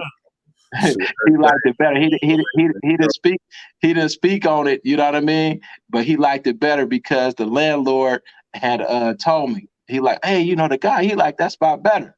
I said, is that right? Oh, okay. Well, yeah. He don't need too much. He already motivated. You know what I mean? Yeah. And so he was motivated because that spot was just a better setup for him, and his spot was a better setup for me. So we ended up making some doors and everything in the wall. We blended the two shops together, and man, it just was like God's plan. You know what I'm saying? It was just God's plan because, you know, just being able to expand, you know, next door is not an easy thing. You know what I mean? But you know, to ask somebody to move their business to the spot next door and they actually do it. I know if somebody asked me to do that, ain't no way in hell I'm doing it. But the way my business is situated, I got, I got way too much going on. It's a way bigger undertaking. I had to spend a lot of money. You know what I mean? We had to run electrical and all of that stuff. It just wouldn't work. But for him, it was just some sweat equity, a day's worth of work. I mean, really like a day's worth of work with a forklift and a couple of extra hands. And he was able to make that happen. And we was able to make that happen. And so, a lot of the stuff that transpired, a lot of stuff that we always do transpire because me and my wife sit down. And not just sit down on a ride to work, on a ride to the whatever, we chop it up about what we want to do. And it really works out. Now, if I was in a relationship with a different type of woman or whatnot who had her own job doing her own thing and me doing my own thing and she just not in tune with it and I can't really confide in her or talk to her about it at the same level, you know what I mean? Then I know a lot of stuff just wouldn't take place, you know what I mean? Because I know I've been in relationships with girls and well, maybe one or two, you know what I mean? Because I had two other girls before I met my wife, and they was to be jealous of my business. You know what I'm saying? Because you with your business, you got to spend so much time, and so you got to spend so much time doing your business. If your woman ain't with it, then she will have a problem. You know what I mean? And you ain't strong enough, and you ain't got that conviction about your business. You fall in love with her so much that you won't even do the business. You know what I mean? Listen to And so I done definitely had that situation when girls was jealous of my press. Oh, what you doing with that press? You the press? That's all you always on that press. Yeah, that's what I'm doing. So either you with it or you without it. You know what I mean? That's where I'm at. No, we ain't going to the movies. No, we ain't going out to eat. You want to eat? Go get something to eat while we print these shirts. You know what I'm saying? If you want to spend some time with me, we're gonna have a date on this here press. You know what I'm saying? That's what we doing. This is my dreams. This is what I'm trying to do. This is what I'm doing right here. If you can't get in where you fit in, then you're gonna have to do a move. You know what I'm saying? So when I met my wife, she she jumped in, head first. You know what I'm saying? She over there cleaning screens and everything. She wanted to be a part of. She was what you call a helpmate. You know what I mean? So she was definitely on board, and I definitely contribute our success definitely to that. You know what I mean? Because like I say, had she had a different vision or she was doing her own thing, and it just would have been too much conflict. You know what I mean? It'd have been all bad because the business is already a lot of conflict and turmoil. And if you don't have a partner that's really, like you say, 10 toes down, even when they 10 toes down, it's some conflict. But if they ain't 10 toes down, it's a wrap. You know what I'm saying? Yeah. It's like, man, that's a dope story though. Like everything happened for a reason, man. It's that's dope. And my whole life, my whole adult life has really been situated around t-shirts and my business. You know what I mean? So that's how I met my wife, was dropping off t-shirts at the mall. That's how we met. That's how I proposed to my wife, was via the t-shirt. You know what I mean? Oh, really? Yeah, I had a t-shirt. They have this type of ink. It's thermochromatic, where it shows during the sun, during UV rays, right? Yeah. So and without the UV, it's blank, and then when the UV hit it, the color kicks in. Yeah. And so I put some wedding bills on the shirt, and then I put the text that said, "Kesney, would you marry me?" And I told her, it's like, "Oh yeah, can you go get the shirt for me in the car? It's in the car outside, or in the van outside." So we went outside, and it was like in the morning time, so the sun was popping. You know what I'm saying? And so when she got it, she looked at it, and then all of a sudden, it asked her, "Kesney, will you marry me?" And I was right there on my knees, one knee.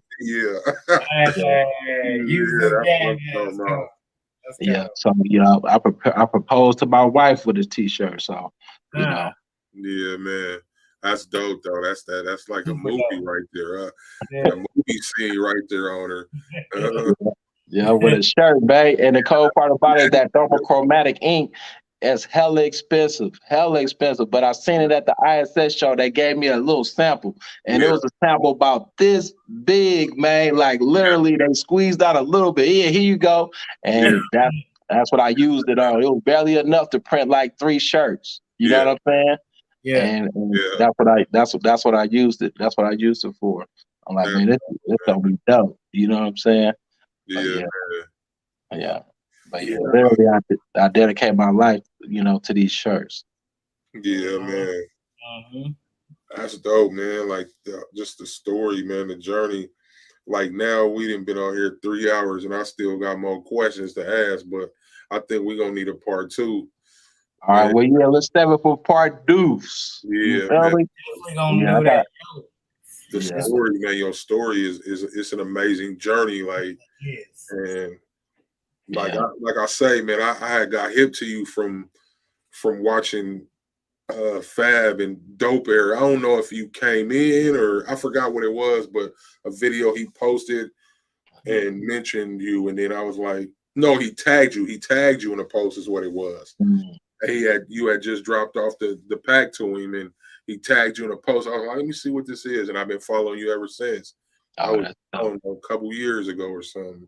Oh yeah, that's dope, man. That's why I said that network. Fab got a big reach. You know what I mean? Man. Yeah, Fab got a big reach. You know what I'm saying? He a real popular dude. You know what I mean?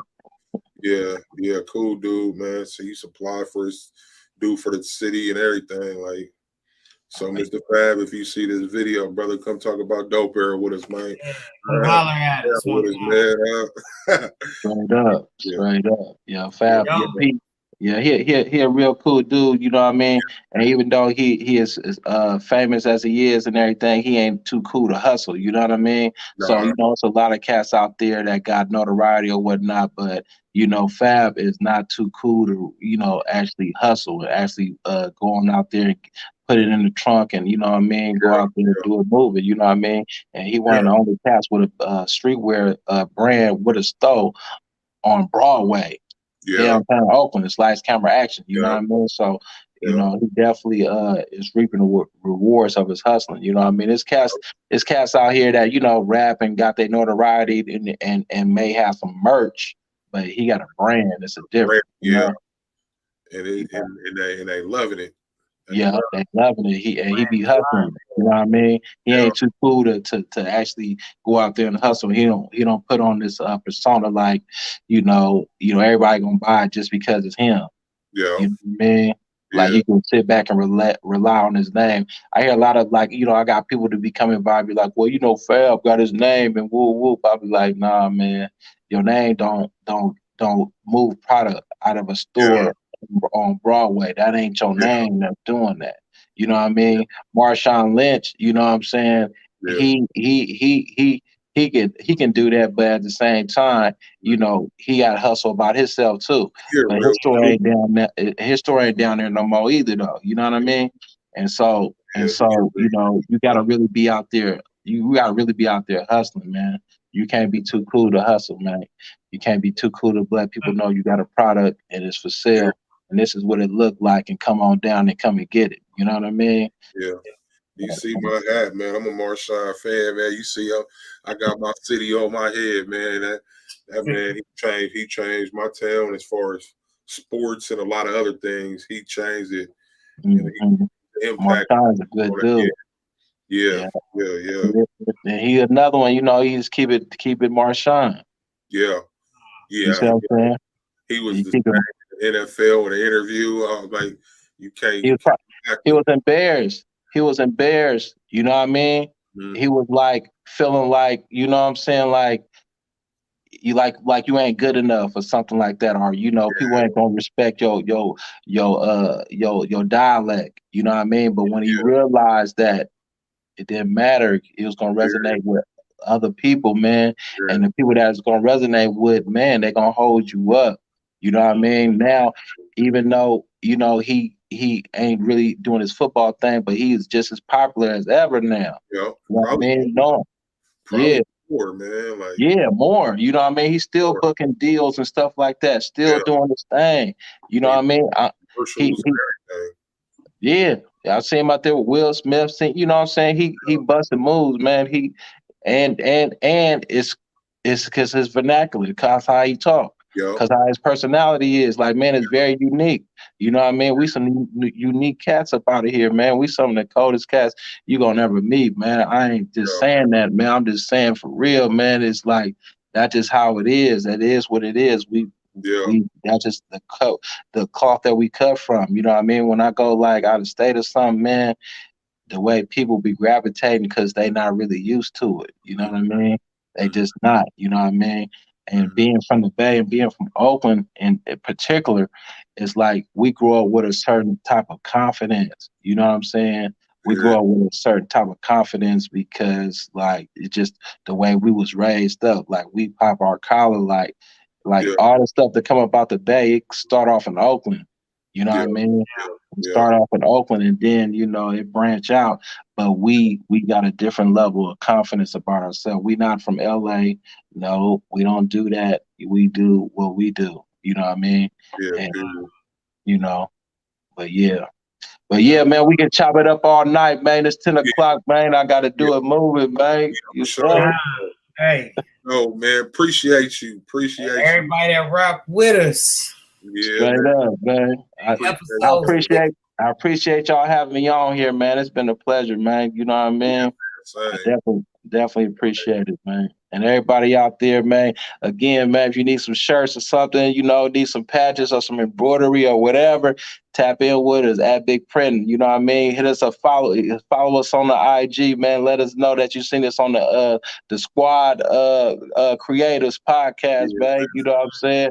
And I'm gonna follow you back for sure, especially if you got some dope stuff. You know what I mean?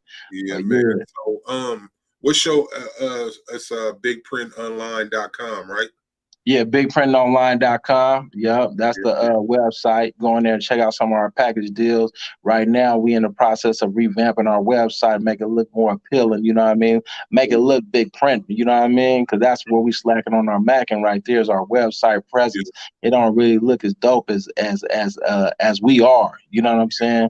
And so we in the process of revamping that, man. You know what I mean? And if there's anybody out there who can assist in that, tap in with us. You know, send me an email or something, bigprint@gmail. You know what I mean? And yeah, we look forward to collaborating. For sure. Man, thank y'all coming out. Stan, appreciate you. We'll talk to you in a sec. Stan, we back Saturday night with the Baby's Booty. Y'all tap in for that, man. Tell a friend to tell a friend, man. We doing this every Tuesday, every Saturday, and then we pops up on you like we did tonight, man. Squad Creators, man. We will see y'all Saturday. Next one, y'all. Peace.